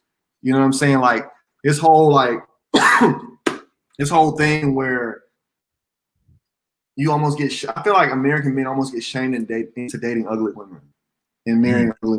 You know what I'm saying? And here it's just not that. It's not that kind of party, man. Ugly women are single. You know, you just see ugly women and they are single, man. Like you'll see just. I mean, like fat guys, short guys, whatever. They got a pretty girl next to them. If she in the mall with them or some shit like that, or she's out at a restaurant, he is with a woman that is pretty for the most part. And that's what I'm talking about with that competition, right? Because I think that America, for the most part, is a gynocentric society. Even though we try to say we're a patriarchy, I just don't see that being the case anymore. When I'm looking at a real patriarchy, Yeah. you know, I'm looking at the real deal, man. It's a fake patriarchy in America. Right. The only way we sustain any level of patriarchy because men have money. And even that's eroding in times like this. But dude, like, dog, I just like y'all don't understand, man. I'll be getting massaged and shit in public. Like I'll be massaged by women. Like I'm talking about massages, guys. I'm not talking about like, oh, just dude. I remember one day I was at dance class and I was just sitting down. We were like, it was. Imagine us four having a conversation, but add a couple more people. And I was like, man, I was leaning like this. I'm like, damn, that kind of hurt. So it does. Hold on, Steve, hold on. The girl massages my whole back for like fucking 20 minutes. Yeah. In public. Mm-hmm. Oh, yeah. Name me a time in your life anything similar to this has happened outside of alcohol being involved. Okay. No. You know what I'm saying? This doesn't happen that often. And I'm like, well. and so I'm like, well, Tuesday. Well, you think about in public and stuff like that. I remember going back to high school, going back to shit. It was the same in private and public school. If they were showing interest, that kind of interest and admiration and stuff like that, they'd ask you to give them one. That was their. That it was so just this mirror image, this bizarre world of like. But how cucked are we at 15 that we are like, okay, I can touch a girl. Right. Yeah, right. That was my reaction to it. That was my reaction to it. Like, oh, I'm so excited. She must be interested. No, I'm looking at teenagers down here, man. These boys down here are fucking menaces to these girls, dog. These motherfuckers are villains, dude. I want to be. This kid was like walking down the beach. This little kid was like, just fucking grabbed this girl. Just grabbed her. Like, what's up? Well done. And I'm like, well done, young sir. I'm talking about like Yeah. he wasn't playing. He wasn't playing. Fuck no, That's man. I was fucking like, awesome. about. This is shit I'm talking about right here, dog. Like, Mhm. and meanwhile in America, we making fucking Gillette commercials. A guy goes to say hey to this woman, and the other guy goes, "No, bro, don't street harassment, bro." Fucking stupid. Yep. This is, man, but yeah, man, this is, like I could really tell you all some shit, man. Like, we'll have to have you on the. What we need to do is have you on the private Masculine Geek Live Zoom, and then that's private, not recorded. So then you can unleash the stories. Yeah. Yeah, because like I really would like to show y'all Tinder right now, because this shit is fucking crazy. I believe it. Because I got Tinder passport. I mean, for the most part, I look at Tinder now just because I can't see women with their, because they got masks on, so I don't get to see all the pretty Oh women. yeah, that's true. Yeah. So it just kind of ruins it for me. So I had to go to Tinder just to see what the chicks look like here. Because I work a shit ton right now, so I don't get to be out like that. But yeah. Ooh, if I could show y'all Manaus, because I showed y'all saw a map. If I could show y'all like how these women actually look, dog. Rob, you'll be here next week, dog. I believe it. Well, the Masculine Geek Village in Brazil is now in the works. Hey man, the flights are super cheap from now through September. I flew out of Houston for $300 round trip. What? Holy shit! I think Italy just got scrapped. Yeah, Italy's definitely going to be postponed for a later date. Italy is going to wait till next year. And if we look at the exchange rate right now, the U.S. dollar to Brazil exchange rate is $1 to 5.66 real, which $1 will buy you 2 beers here. What? Oh my god! Son of a bitch, dude, that's way better than Europe, where it's the euro and we're going to get reversed for it. Yeah, we're going to. Italy can go fuck itself for the moment. No shit. No like shit. Today I went across town for like $6, $6 Uber. Took me a 30-minute drive. Damn. That'd be like $56 here. Yeah. Yeah. So it was $6 for the Uber one way. Then I had mussel, shrimp, fucking a bunch of other vegetables and shit like that. And I had like all you can eat steak, and that was fucking $10. Fuck. God. Live like a king. I'm not talking about some bullshit fucking, Golden Corral steak. I'm talking about like really good steak, like Wagyu beef, like Wagyu beef. Yeah, it was really, really good. I'm talking about like amazing cuts of steak, man. And I ate as much as I could, and I came here. I would have ate more, but I had to come hang out with y'all. So, but I spent $18 a night, something like that. Damn, son of a bitch. Yeah. Yep. Like all right. Well, Rob and I are set. We have to convince James now. Yeah. Right. Yeah. Y'all should. I just gotta get some stuff together, and then I think it'll be on the list. Hey, if you have to whore your asshole, you need to get your shit straight. I OnlyFans yourself. I'm the boy. I don't come out there. I don't always talk out. Yeah, man. This is I really believe that and for the guys that's watching this, man, if you have an opportunity to go to Eastern Europe, if you have an opportunity to come to South America for a bit, you don't even know who you really are yet. Yeah, you got to do it. Yep. Until you start, and obviously if you like Vince, you can tell these women, how you know what I'm saying. If you already got it in you to be like, hey, do this shit, do like this and this and that. But if you're a guy that's struggling with that at home, if you got a chance to come down for a week or two, don't fall in love and nothing like that. But if you can come down here for a little bit and just experience service, you know what I'm saying? Mm-hmm. Experience not just submission, but cooperation. If you can experience that for a bit, man, it's gonna change. It's gonna give you a light bulb. Light bulb will go and say, "Oh shit, okay, hold on, I actually kind of like that." Yep. You know, hey, all right, I can deal with this. And so, Absolutely. but yeah, this is this shit don't make no sense. Like, I'm not wrong most of the time now. You know, I'm not having to like, well, you know, I didn't really mean that in that way. What I was trying to say was, I can just be like, hey, look, you're getting fat. Look, fat ass. Yeah. Look, you know, okay, well, Do I look fat in this? You look fat. You look Yeah. fat in air. actually do something about it, right? And so it's it's crazy, man. It's just like, No, I believe it. That's cool. And America, cool. America is cool. Don't get me wrong, man. That's my country. I love it. Mhm. And I'll come back home. You know, in Eventually, yeah. Get around to it. Yeah. But Stop in for a visit. yeah, like this shit is just. And then like they got situations with the universities here because I'm a foreigner here. They want to give me a scholarship to take classes here, but if I get a scholarship here, I get a fucking 2-year visa. And, okay. And like school isn't expensive here like it is at home. School's like fucking $300 or some shit with the scholarship. It's like $300 American. Like, get the fuck out. Come on, dog. Like, shit. Brazil, man. If y'all can come on. If y'all can come down. There's going to be a masculine geek trip soon. Yeah. Yes. Absolutely. And then just not about the women, man. It's great architecture, a lot of history here. We want everything. Yeah. Just fucking this everything. Country is way older than our country. This city is 420 years old.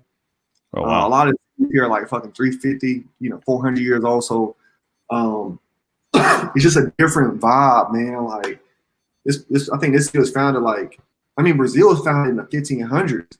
Yep.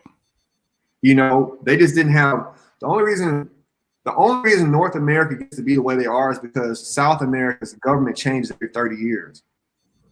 If Brazil was able to keep a government for 200 or 300 years, we would all be speaking Portuguese. You know what I'm saying? They got tons of natural resources. They got tons of land here. So they had all the opportunity to do something, but their government kept changing. So ours didn't, But yeah, man, this shit don't make no sense, man. And then like the whole like, well, you can't date anybody 5 years younger than you. You gotta, if you're 40, you gotta date a 39-year-old. Fuck that. No, Rob and I don't. Yeah, we don't. That shit. That picture I posted, it was a guy. Y'all know the grandpa from Up? Yeah. The grandpa. So the guy looked like the grandpa from Up. Like you know what I'm saying, like late 60s type of guy.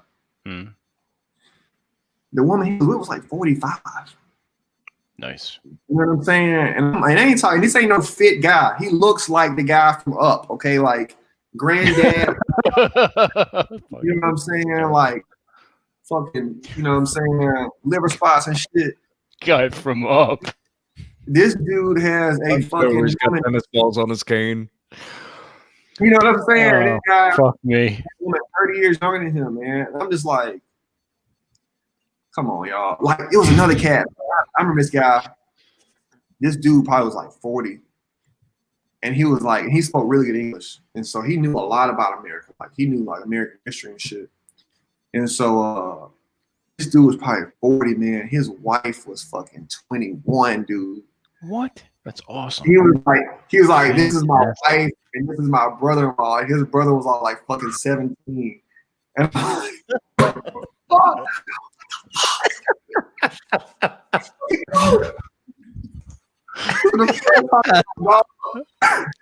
fuck. Dude, I remember a few years ago, it was right after I started dating. I didn't start, I was late bloomer, didn't start dating until I was 21. Okay. I hit up an 18-year-old. And somebody on a Discord server, somebody I was chatting with, thought I was 23. And they're like, 18? That's really young for you. What? Get the fuck out of here. What is going on right now? Because I'm 23 now, and I have somebody who's, just off of that age range, who was crushing on me for a few days. Say how old really is, James. Don't be scared. It's just There's all this social pressure about. No, you can't go. There are all these 35-year-old spinsters looking to settle down. You're taking you're taking, you're drying the larders up. Exactly. Fuck that shit. Dog. Look, man, I'm 32 now. Man, I'm still knocking down 19-year-olds, dog. I ain't fucking scared, man. I'm out here. You know what I mean? Like, nice. Those like, no, they don't play that shit down here. Down here, man. Oh, she 19. You 18? Oh, for real? Come on. Yeah, come on. Let's go. 19? All right. Like, it's just, but I think why are we fighting nature, right? Seriously. Stop doing that shit. The body doesn't lie, motherfucker. But absolutely. not even the body, right? Like, let's just like being practical, okay? There are 19-year-old women who need guidance. They didn't get a father. So guess what? They need a fucking 40-year-old man. And they need to be with them for a long period of time, 3 or 4 years. And she needs to get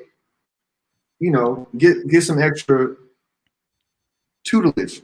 And I'm not talking about I'm just talking about straight up, I think a 92-year-old woman being with a 35-year-old man, 40-year-old man for 3 or 4 years is better than her having fucking 40 partners. Mm-hmm. That's true. It would be more for her long term to be with an older man for a bit than to be ran through by a bunch of fucking 19-year-olds.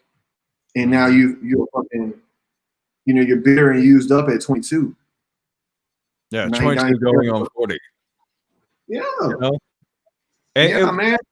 That's the thing is like, and I hear from them, and we used to tease them in high school, especially they always got it from the other girls, especially, right?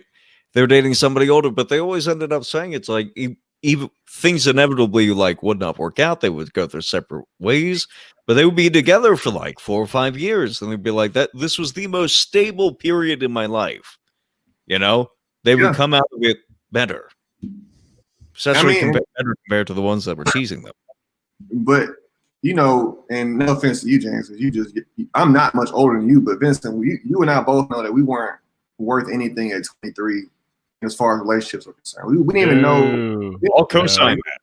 Yeah, no. I will happily co-sign that. We know. I feel like I know a bit more now at 32, but it's like I feel like I would be more beneficial if a woman that was 20 was dating me. She would have a lot more benefit as opposed to dating 20-year-old Steve. Yeah, a woman fundamentally wants to both admire and look up to you, and exactly. She can't do that if she perceives you as being lower, lesser value, or just like this wet behind the ears dumbass. But you are at 20. I mean, there's no way. Exactly. No, exactly. You have to suck it up and do the work. Absolutely. Yeah, and there's no getting around it. There's no shortcut to it. No. You have to get out there. You got to be in the trenches. Yeah. Time and experience. So my question then is again, why are we fighting nature? And that brings us to my next point is why are we allowing young men to be cucked so early? This 15-year-old boy thinks a girl likes him, so because he thinks she likes him, he has to do things for her. Mm-hmm. When it should be the other way around. Yeah. It's completely backwards. It's completely backwards. And it's been like that for about 50 years now. Yeah, exactly. Yeah. It's this whole Disney thing, right?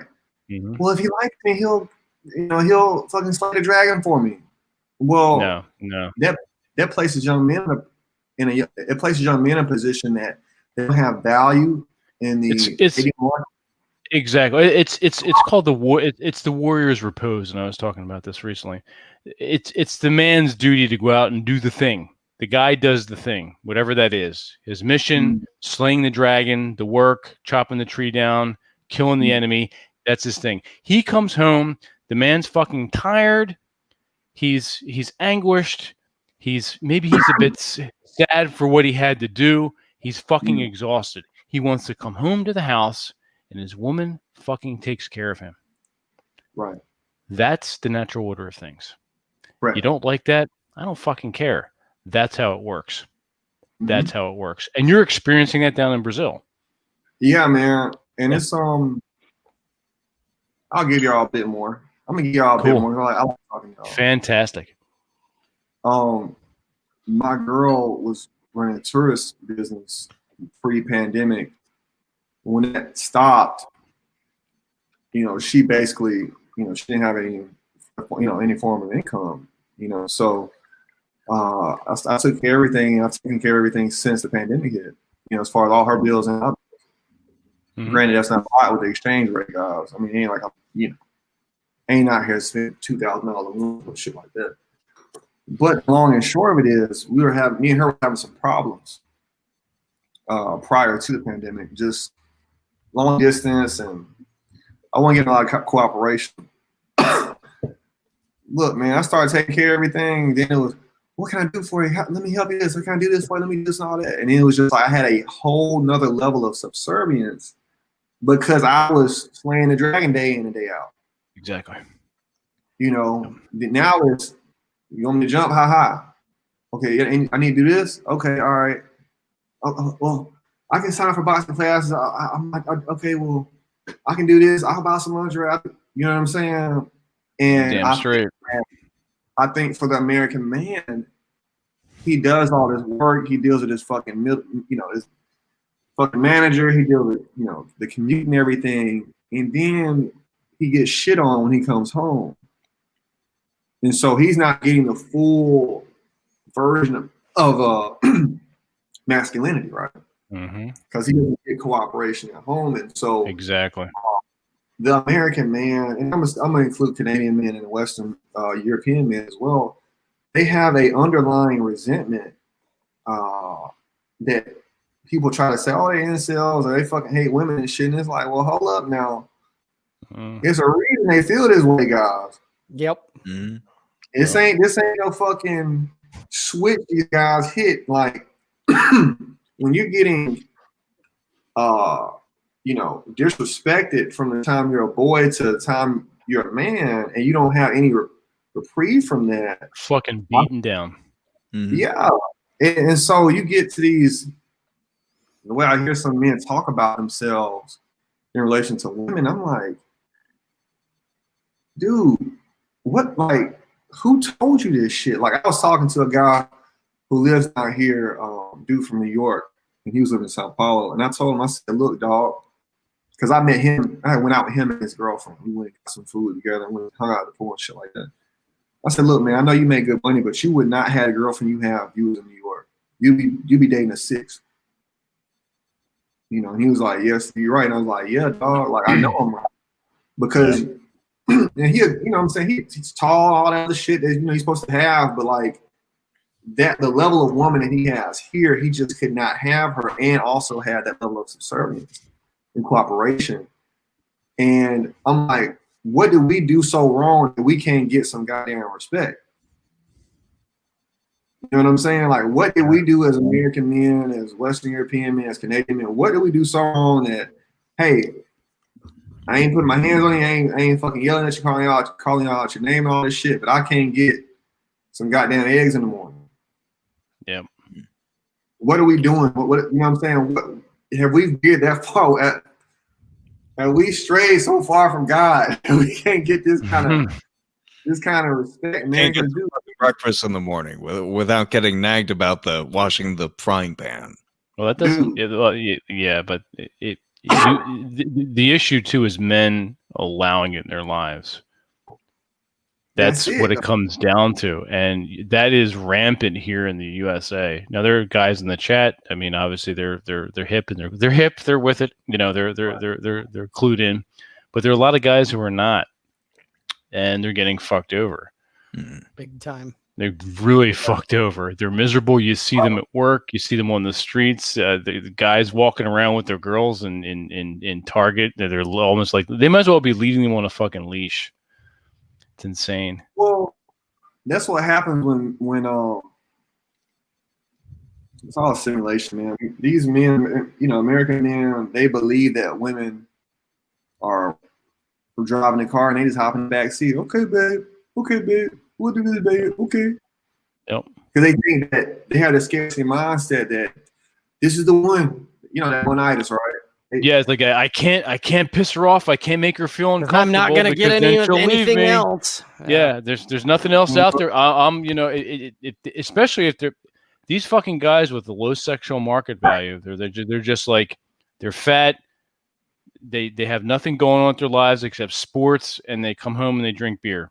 All right, if that's all you are, and then you manage to get another fatty into your life that's female. Oh God. And you're like, this is all I have. I have to do everything that I can to hold on to that because that's how I'm getting my dick wet. Nobody move.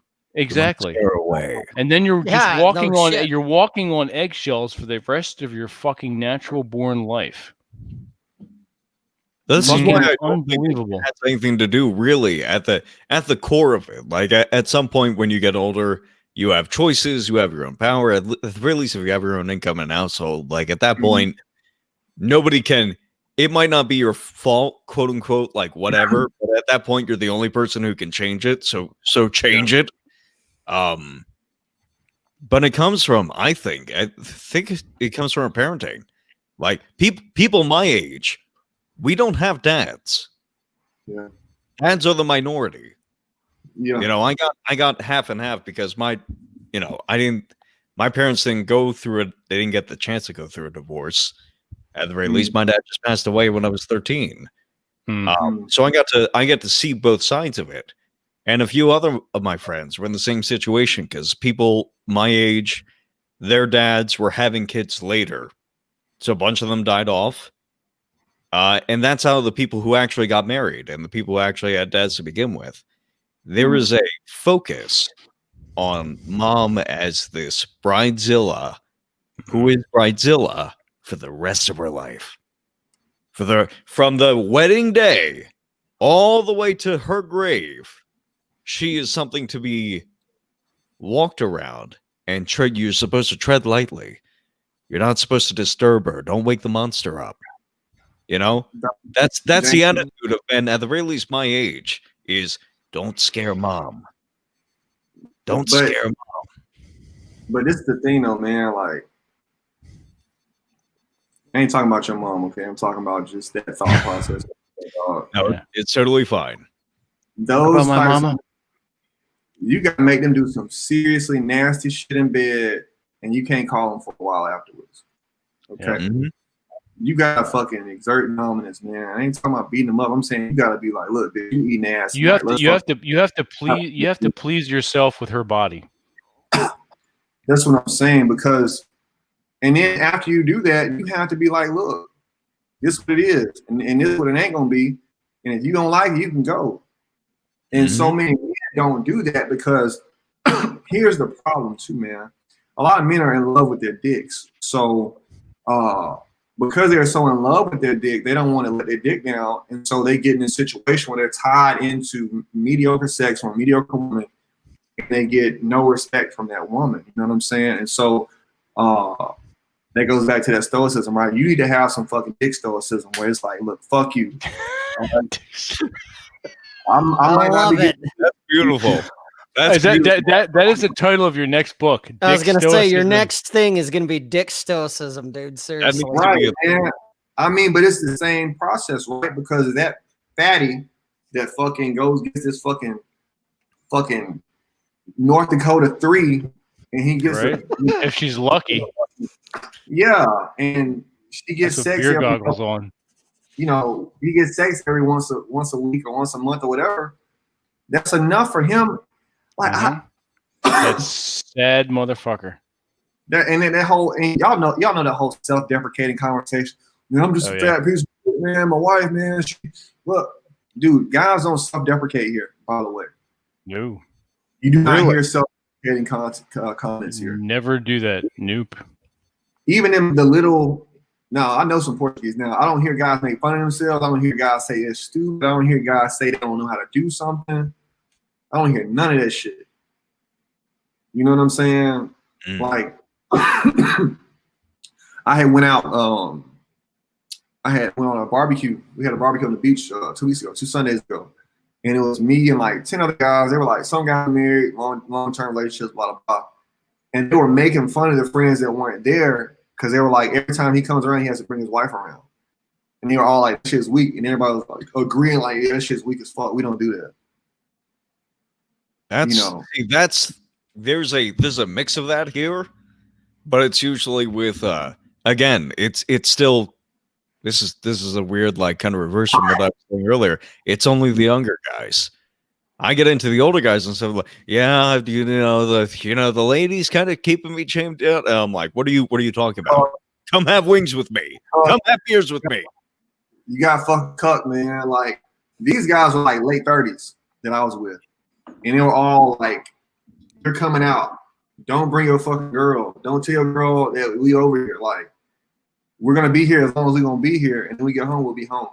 Mm-hmm. You know, and that's that kind of situation, man. Like, another thing, these guys are, dude, you will not have a better wingman than a Brazilian man.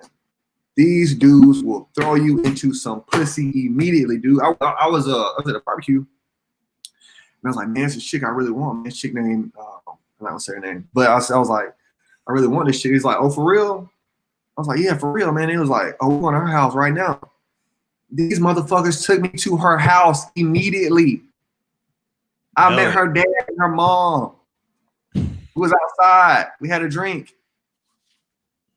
Are you ready for that level of fucking game, man? Like, they taking you. That's fucking unheard of here. Dude. It's just completely unheard of here. That sounds like paradise. Dog. One of the guys was dating her sister. So he was like, oh, yeah, we're going to her house now, dog. And then they were like, hey, we got a New Year's trip. It's 25 people. There's one spot left. You want to come? You can come. You can hang out with her if you want to. Come on, man. Come on, man. That's how tight men are here. They ain't doing this whole cock blocking. Well, you know, John likes Mikael too, and you know, we're all friends anyway, but he really wants that. No, they like, come on, let's go. Mm-hmm. That's a whole nother level, man. That's what I'm saying. When a whole society says men are the prize, that's what happens. Dude, my friend, he was talking to a guy's this girl's dad. He's just friends with the girl. He was like, this girl's costing me $300 a month in expenses. I need you to take her off my hands. This is his daughter. Like, somebody marry this girl and get her off my hands. Where is this shit happening, dog? They're not talking like that in the States. Absolutely. Question: do they have dowries? You know, being just for anybody in the chat, dowries, the practice of, you know, we need to bring those back. Yeah, we do. Do they do those down there? Like, no, here's a little cash prize for taking her off my hands. Get this bitch out of here. They don't do that, but women do live with their parents much longer. It's not uncommon for women. If a woman's not married, really a bad thing. No, it's not a bad thing. I mean, if a woman is in a home with a father still, obviously she's still gonna stay in a deeper role than being out here being a fucking, you know, I'm every woman, it's all in me, fucking, you know, independent type of chick. You know, like, it's just not part of the cultural norms for women that are single to really be out of the house. You know, they're gonna be normally living with their mom and dad. So it's different, man. But yeah, the guys here, solid as fuck, man. Like, super solid, man. Hey, Aaron. But thank you, Aaron. I appreciate that. Thank you. That's very kind of you to double the annual revenue of Masculine Geeks. Yes. Aaron, text me back, you fuck. Yes. He basically just gave us half his budget to fly Spirit. Pretty much. The fucking Chicken Coop Express, you fucking jackass. Aaron, we'll be hanging out with Aaron shortly. So that's semi-secret. We won't delve into too much detail, but anyway. So dowries, let's get back to dowries. Yeah, I just saw somebody talking MG Toe on this in the comment section. I was just looking at it. I didn't know.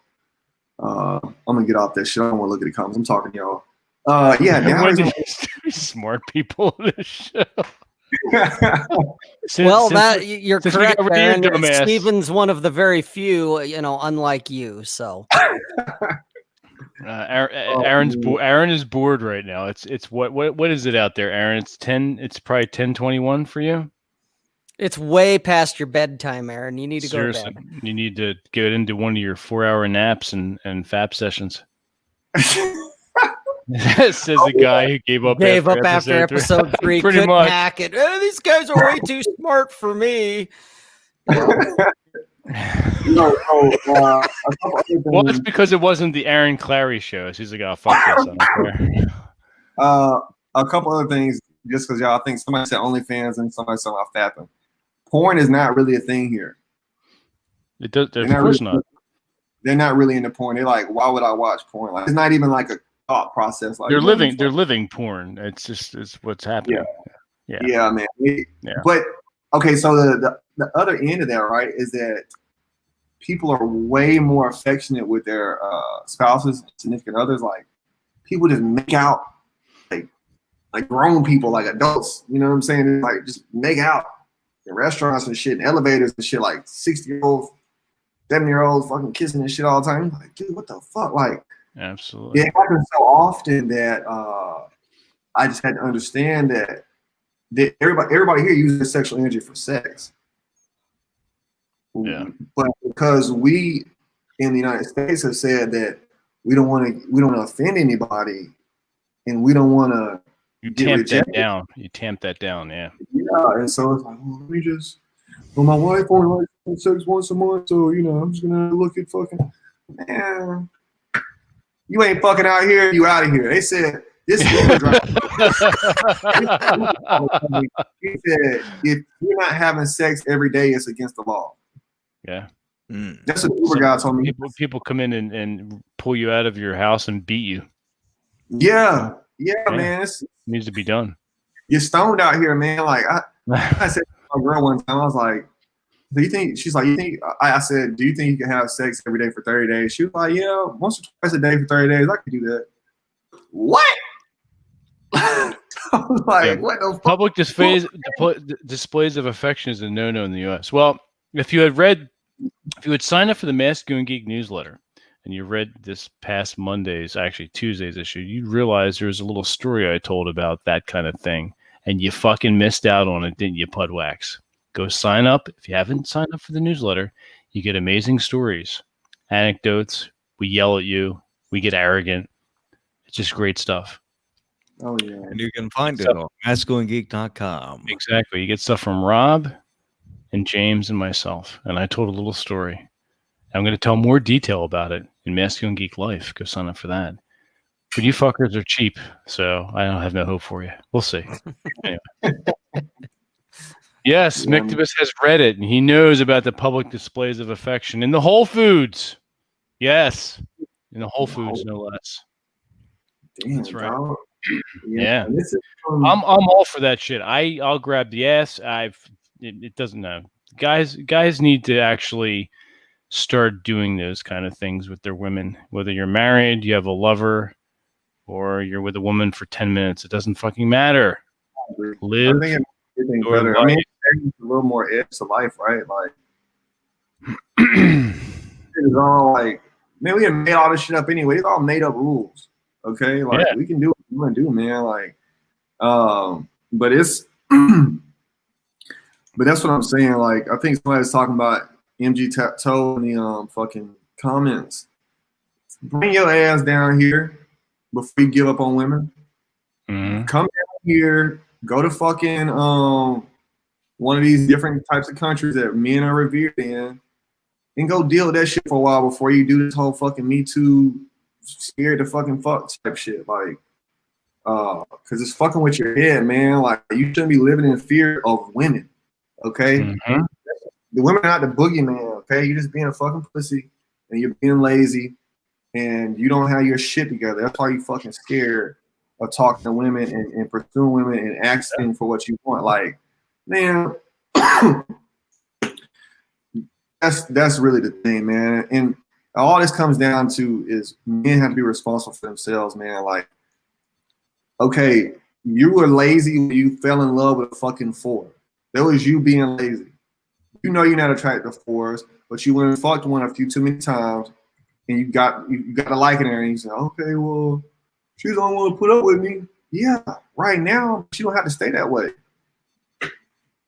You know, you don't have to continue to be a fucking shit stain on this earth. You can't. Hemorrhoid in the asshole of life. Yeah, God. for real, man. Like, Mm-hmm. I don't know, man. No one else is coming to save you. That's right. And nobody cares, as TJ would say.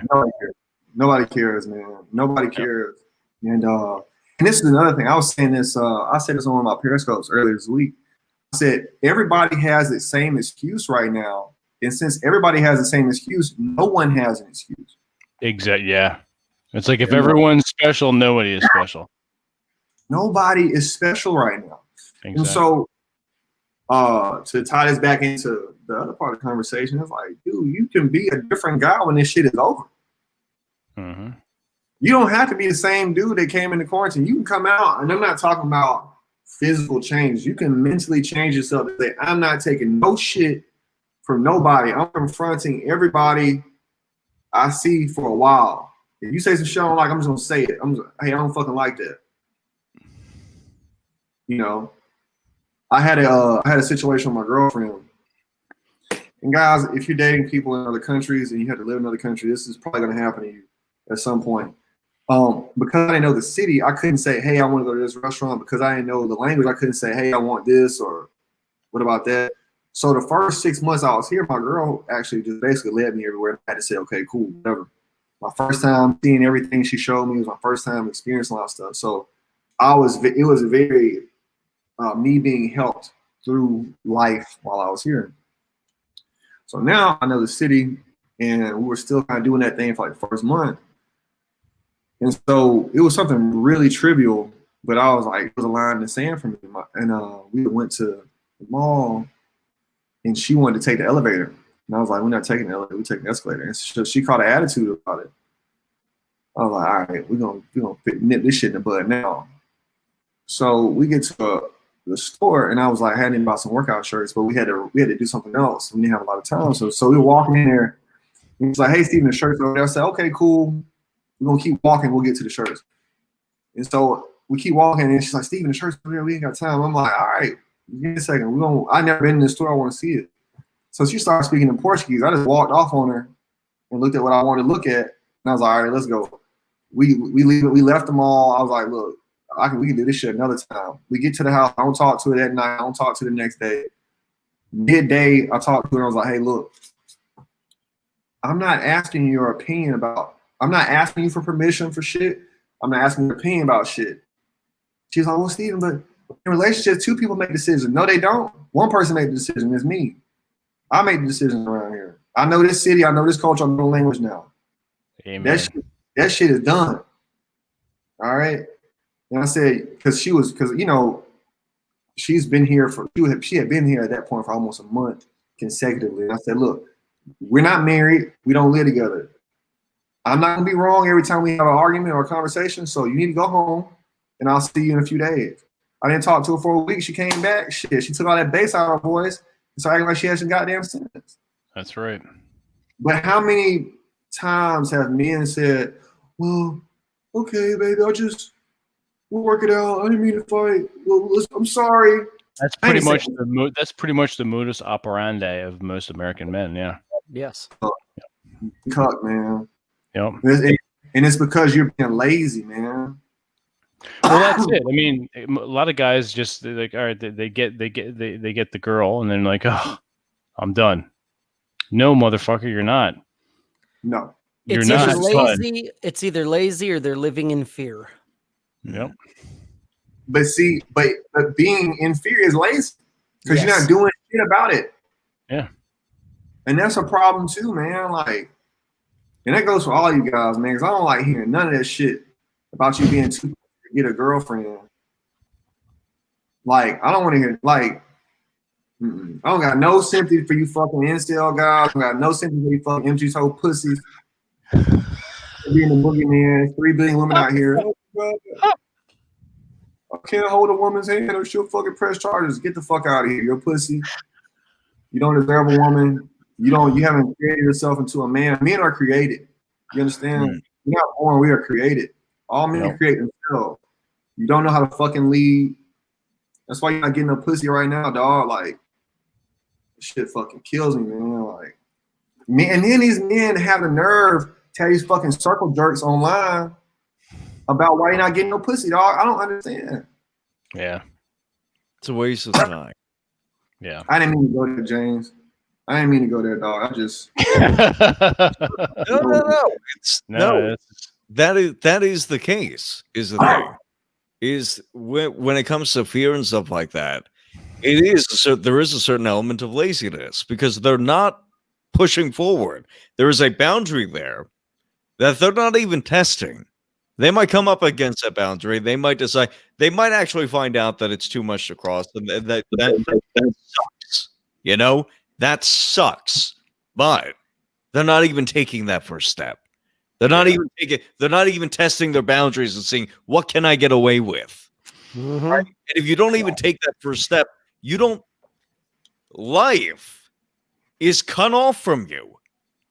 There's the next few decades of your life are cut off from you if you don't even take that first step. Yep. And that's my point, man. And that's why, like, all you guys watching this shit, man, like, I assume you are well versed in the red pill if you've gotten to this point that you're watching us. So I'm going to assume some things.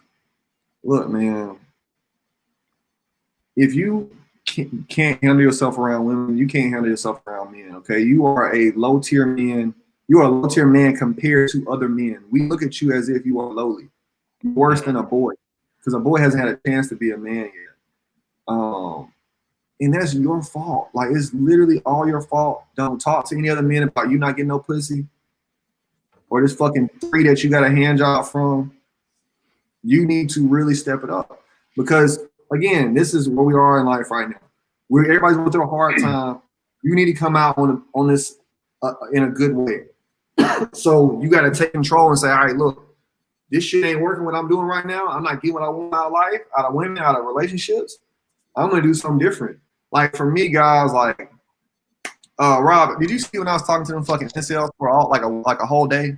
Did you see that was fire, dude. You saw that shit, right? So, like, okay, guys, I might have won the genetic lottery and all that shit. But even with that, it was some things that I was not doing correctly this year. So I doubled down on just hygiene, cologne, fucking just small things about me that I could, parts of my game and my frame that I was like, let me just firm that up while I got some time to think about this shit. If I got to do it, what you think you got to do? You know what I'm saying? Yeah. You got your money funny still, or you know what I'm saying? You need to get to work, man. Once you learn how to lead yourself, then you can start to lead women. And so where does confidence come from? Confidence comes from lack of neglect. Okay.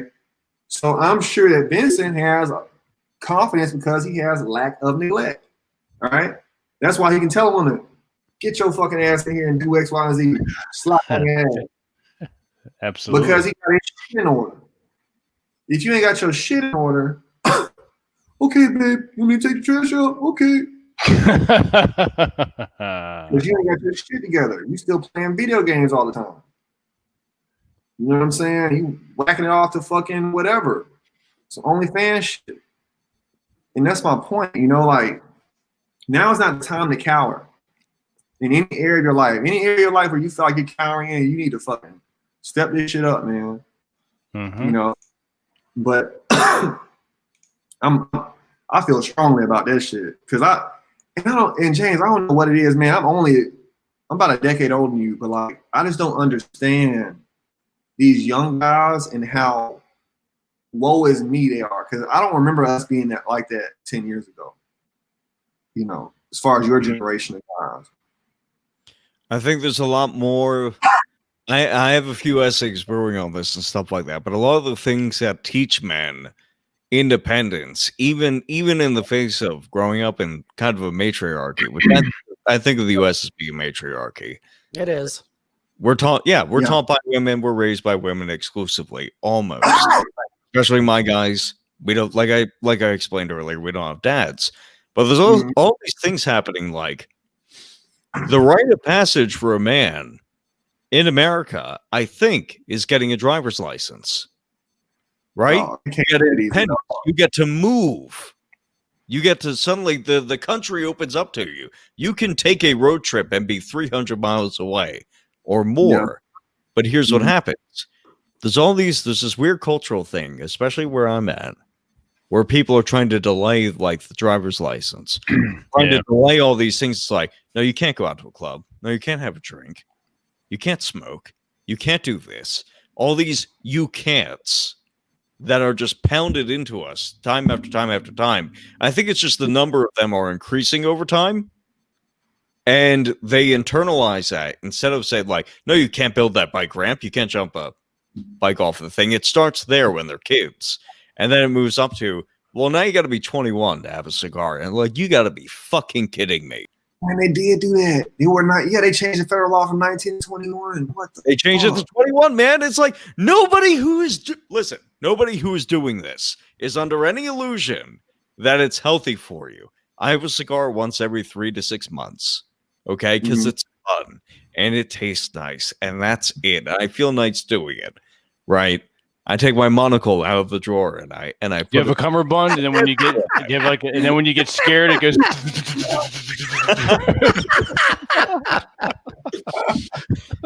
And that's what they do, but it's getting men to, and this is where the social circle is kind of centered around when it comes to online support groups for men. This is why Red Pill is great, you know? Is why the Red Pill spheres are great. In a sense, provided you're not getting into provided you're not in the incel community, provided you don't get sucked down into MGTOW and incel and stuff like that, they give you solutions. They say, here's how you get your dick wet, right? Here's how you go from like 0 to 1. Maybe you don't go from 0 to 100. You get from 0 to 1. It's an improvement. And then you just keep building and building from there. But it's getting guys into these spaces because the guys who don't get that far they're just so beaten down and whooped. They're whipped. I don't get it. They're pre-whipped. Yeah, most men come pre-whipped. Yeah, they go. It went from, here's what it is. It went from being 16 years of total indoctrination and explaining to these men that they're awful and they're terrible and they can't do anything on their own. And they needed the permission to do anything, to being like 23 years or 21 years or whatever it happens to be, and trying to cut them off at the knees. And it's just reaching them. It doesn't take much to fix it. It just takes reaching them and saying like, hey, don't do this.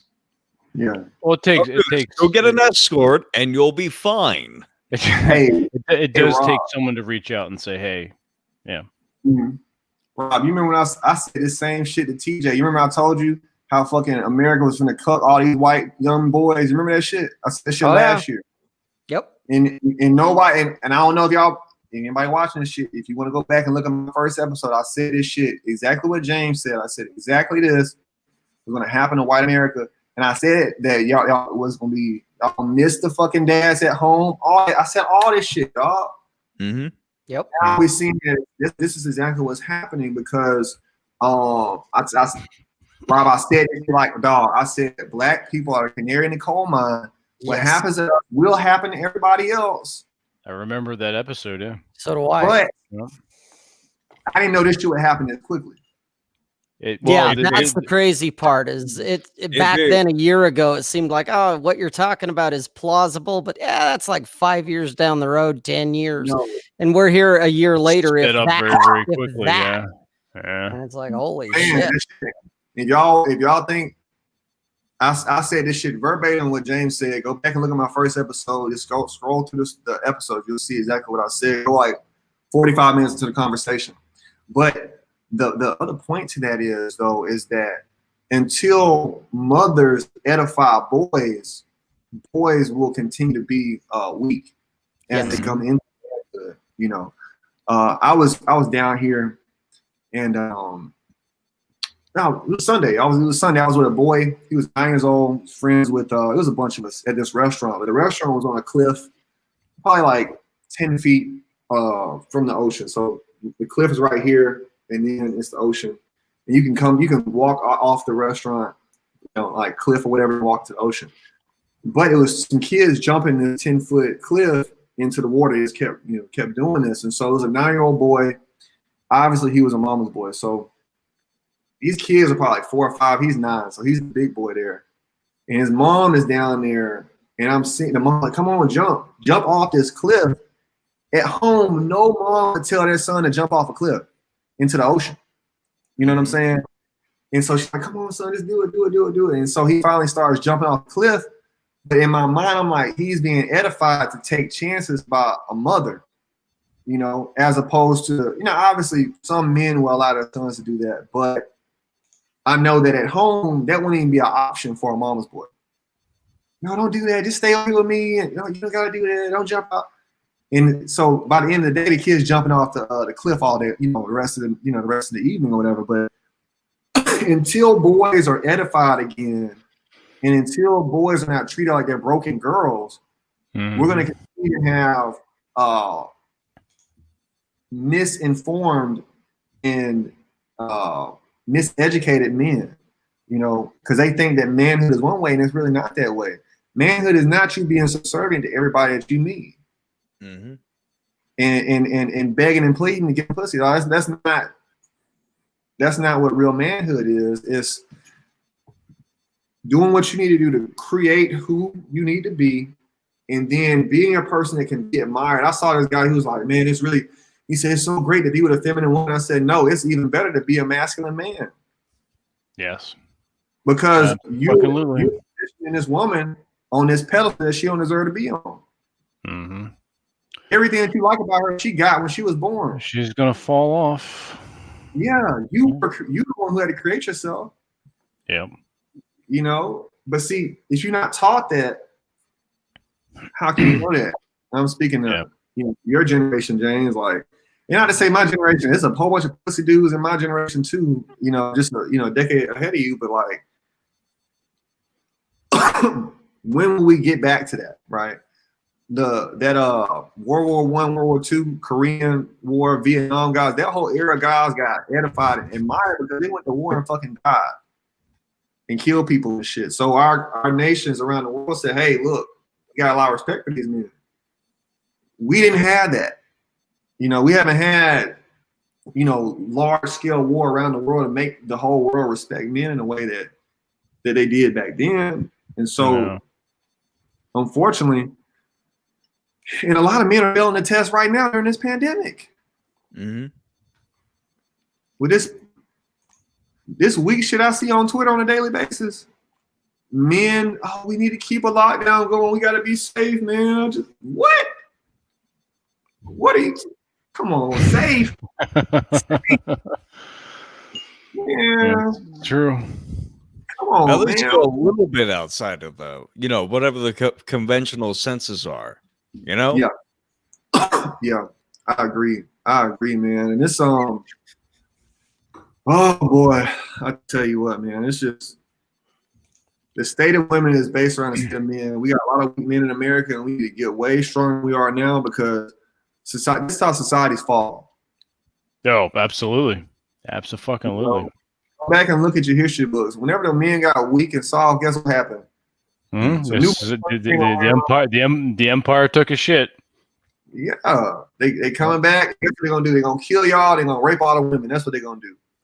Right. That's what they did in the past. I take a different approach from it. I actually do. I say that women are responsible for it because they have the authority to change this. But here's the thing: men are the only ones who can change it. Men are the only ones who will change. They're the only ones you could pressure into it and say, "Hey, you need to fix this." I understand. You can't hold women accountable for the things that they do in their day-to-day life. How are you gonna hold them accountable for like a civilization collapse? You can't. You say to men, "Hey, you can't take this shit. You just can't take this shit.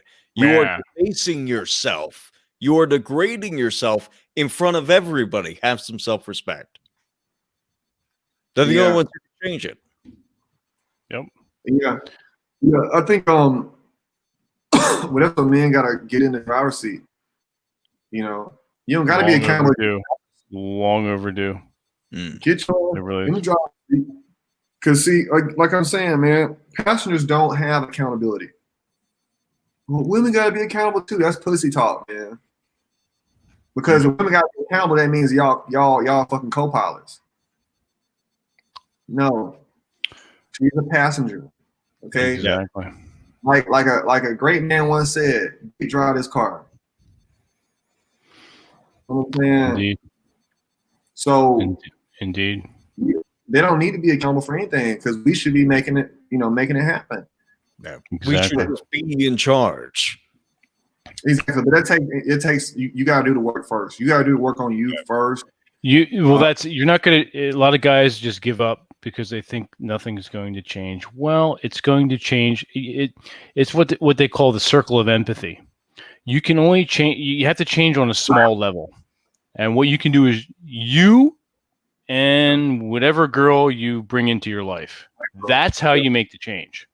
You start fucking with that, and that's it. And you do what you can for yourself. And you bring that girl into your life and you lead her. That's it. That's the change. That's the change. I agree. And this but you know, the hard part is that you gotta do the work before she gets there. Exactly. Yeah. Yeah. That's the part that's not being told. Yeah. Yeah, because it's easy to be like, oh yeah, well, look, man. It's going to take several years for you to get to where you need to be at. It's not something like, okay, I'm taller. No. You got to be. It is an act. You got to be something different. And you got to be there for a while. Get where it is to be able to. You got to pay the cost. There's a long, hard road to get where I'm at, but I'm glad I did it. I'd rather be here. It's a long, hard road fucking. Groveling for the rest of your life. That shit sucks. Exactly. Thank you. Yep. You don't want to be doing that shit. That's the thing. That lifestyle never gets easier. At best, it stays stable, but usually it just gets worse. No, man. And that's why I think that as men, we have to hold ourselves a certain standard. A woman is not waking up before me in my house. It's not happening. A woman is not waking up before me, man. My dad told me, he said, son, look, a woman wake up before you. If she's always waking up before you, guess what? She run a relationship because she's the one that started the day off. And I'm not talking about y'all got different job shifts. I'm talking about you wake up at 8 o'clock, your girl wake up at 5 o'clock every day. She make the rules. You know what I'm saying? Like small things like that. Like, for example, here in my home, I make sure my home smells good. I make sure I have alcohol here. I make sure I have food here for my guests that come over. Because you're going to keep this same standard when you're at my house too. You're going to keep this shit clean. Because I keep it clean. I got a cleaning lady for this shit. So when you come to my house, you fucking washing dishes. That's a standard. And for you young guys, I think Maverick, he's in school, he's in college. You got to hold yourself to a standard, man. If you got fucking shit stains in your underwear and you can't fucking keep a clean up, she gonna treat you like that. Oh, you're treated like a shit stain. Yeah. He don't give a fuck. I don't give a fuck either. You see what I'm saying? Like, this shit don't cost. It's not expensive to take care of yourself. Just fucking keep yourself clean, keep yourself organized. Discipline. Some level of discipline, some level of standard, and you'll have some level of woman. Like, for example, down here in Brazil, guys keep their hair cut. They keep a hair. Guys get their hair faded, and it stays faded like weekly. Yeah. I just went through. I was like, man, that is a good practice. Yeah. They just like my friend Anderson. He keeps a perfect like fucking just above 5 o'clock shadow beard at all times. Nice. Just simple shit like that. You know what I'm saying? It don't cost him no extra money, but he just fucking keeps his shit fucking clean. You know what I'm saying? And it's like. Well, man, I just let it grow out, man. You got some weak ass patchy beard. you know, well, just put the flops on, bro. Or just put some fucking ass on. No, man, like, you're a man. Just put a little extra effort in, man. Like, you don't have to be some fucking style guy, but it's just like, dude, just act like you give a fuck. And you'll probably Absolutely. do people and with people in general. You know what I'm saying? Like, Absolutely. well, We're coming up on the this has been a this whole almost a 3 hour. almost 3 hour mark, but this I has love it. been a fantastic on fire fucking episode that everyone needs to watch. Yes. So I want to do a little housekeeping before we sign off and just say thank you for coming on and sharing your time with us. This has been fantastic. Yes. I appreciate it, guys. I really appreciate it. You know, and I'm glad to talk to y'all, man. I like It- I told you, I always like talking to y'all. And I wish we could talk under better circumstances. I wish we knew who our president was. I wish we didn't have this fucking pandemic. But hey, whatever. Seriously. Well, you're gonna get more of us than you expect when we come down to Brazil. You made us change our plans here. It's like, we've we're going to fucking Brazil. We've changed our Italy plans. We're coming to fucking Brazil soon. So yeah. Y'all, man, come on now. It's gonna be fun. It's gonna be fun. Yeah, we're gonna have a blast. Yep. No, for real, man. It's gonna be lit for real. This is the place to do it, man. I think, and for all y'all watching, I mean, like, any place can be fun. Don't get me wrong, but like, leverage the dollar if you can, man. Like, why are we going someplace that's fucking $1.36 to get a fucking coffee or some shit? And you can get one for a quarter here. Like, I mean, it's just. Oh my god, it's like 1950s prices. Literally, man. Jesus. Literally, like, dude, my Uber is like 63 cents sometimes, like 97 cents. What? It's like not even. It's like not even worth putting on an account. No, it's Jesus. Like, let me think what else is crazy. Like, okay, I took 7 people on a boat ride for a day and paid for lunch. I spent $350. What? Yeah. That's chump 7 change.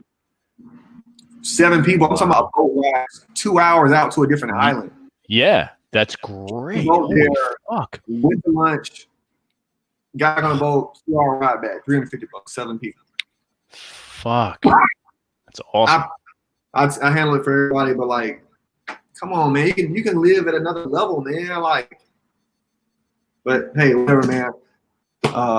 We'll go for another 15 minutes off of that shit. But anyway, I know, right? No, we'll have you back on, and we'll not get you in the private masculine geek life too, so we can discuss stuff that we can't do in public. That needs to happen. Yeah, I want to see, like, this has been so ridiculously high energy. I want to see what it's like when everything is on the table. Yeah, absolutely. No, everyone, head over to masculinegeek.life and sign up. Stop being a huge pudwhack. You won't be disappointed. You will not be disappointed. Very high energy. Very high energy. Oh yeah, man. I'm like this in real life too, guys. So this ain't just some fucking. Yeah, this isn't a show. No, we believe absolutely. All right, so where can everyone find you? And what's your latest project too? I want you to plug that as well. All right, I'm gonna answer one question. So this guy said, how long has he been in Brazil? I was in Brazil 6 months last year. I've been here 2 months so far since the borders reopened this year. I am an independent insurance adjuster. Been in the business 4 years. I have a course roadmap to becoming an independent adjuster. If you go to my Twitter profile, you'll see it in my bio. I have a ton of information about it. It's allowed me to live the lifestyle I've been living for the last 4 years. And as you can see from my background, this ain't some fucking studio apartment. It's not a closet, no. No. So I'm not doing the whole backpacker thing down here. So, but I want to teach other people how to do this, how to affect other people's lives. And you can pre-order now until November 10th if you're watching this later, guys. I got my copy. Pre-orders end, and then from there we'll go into teaching people about this. So that's what I got, guys. You see my name there. That's my Twitter. And that's what I'm most active. Let me get rid of the banner here so I can see here. That's how I'm most active at. And I put a hyperlink for Twitter for you, Steven, in the chat too. Appreciate it. But yeah, guys, I appreciate all y'all hanging out with us this long, and it's always fun. It's always a blast, man. Absolutely. Thanks for coming on. It's a pleasure to talk with you once again and catch up and get the awesome details about life in Brazil. Yeah, I like it. Yeah, I like it. So, Gonna be fun. oh yeah. Well, Yeah. All right, we'll be in touch soon. So everyone, I want to thank everyone in the chat. It's been an interesting chat as well. It's been an interesting discussion. And until next time, gentlemen, once again, keep the lead flying down range, keep the fires burning, and we'll talk to you soon.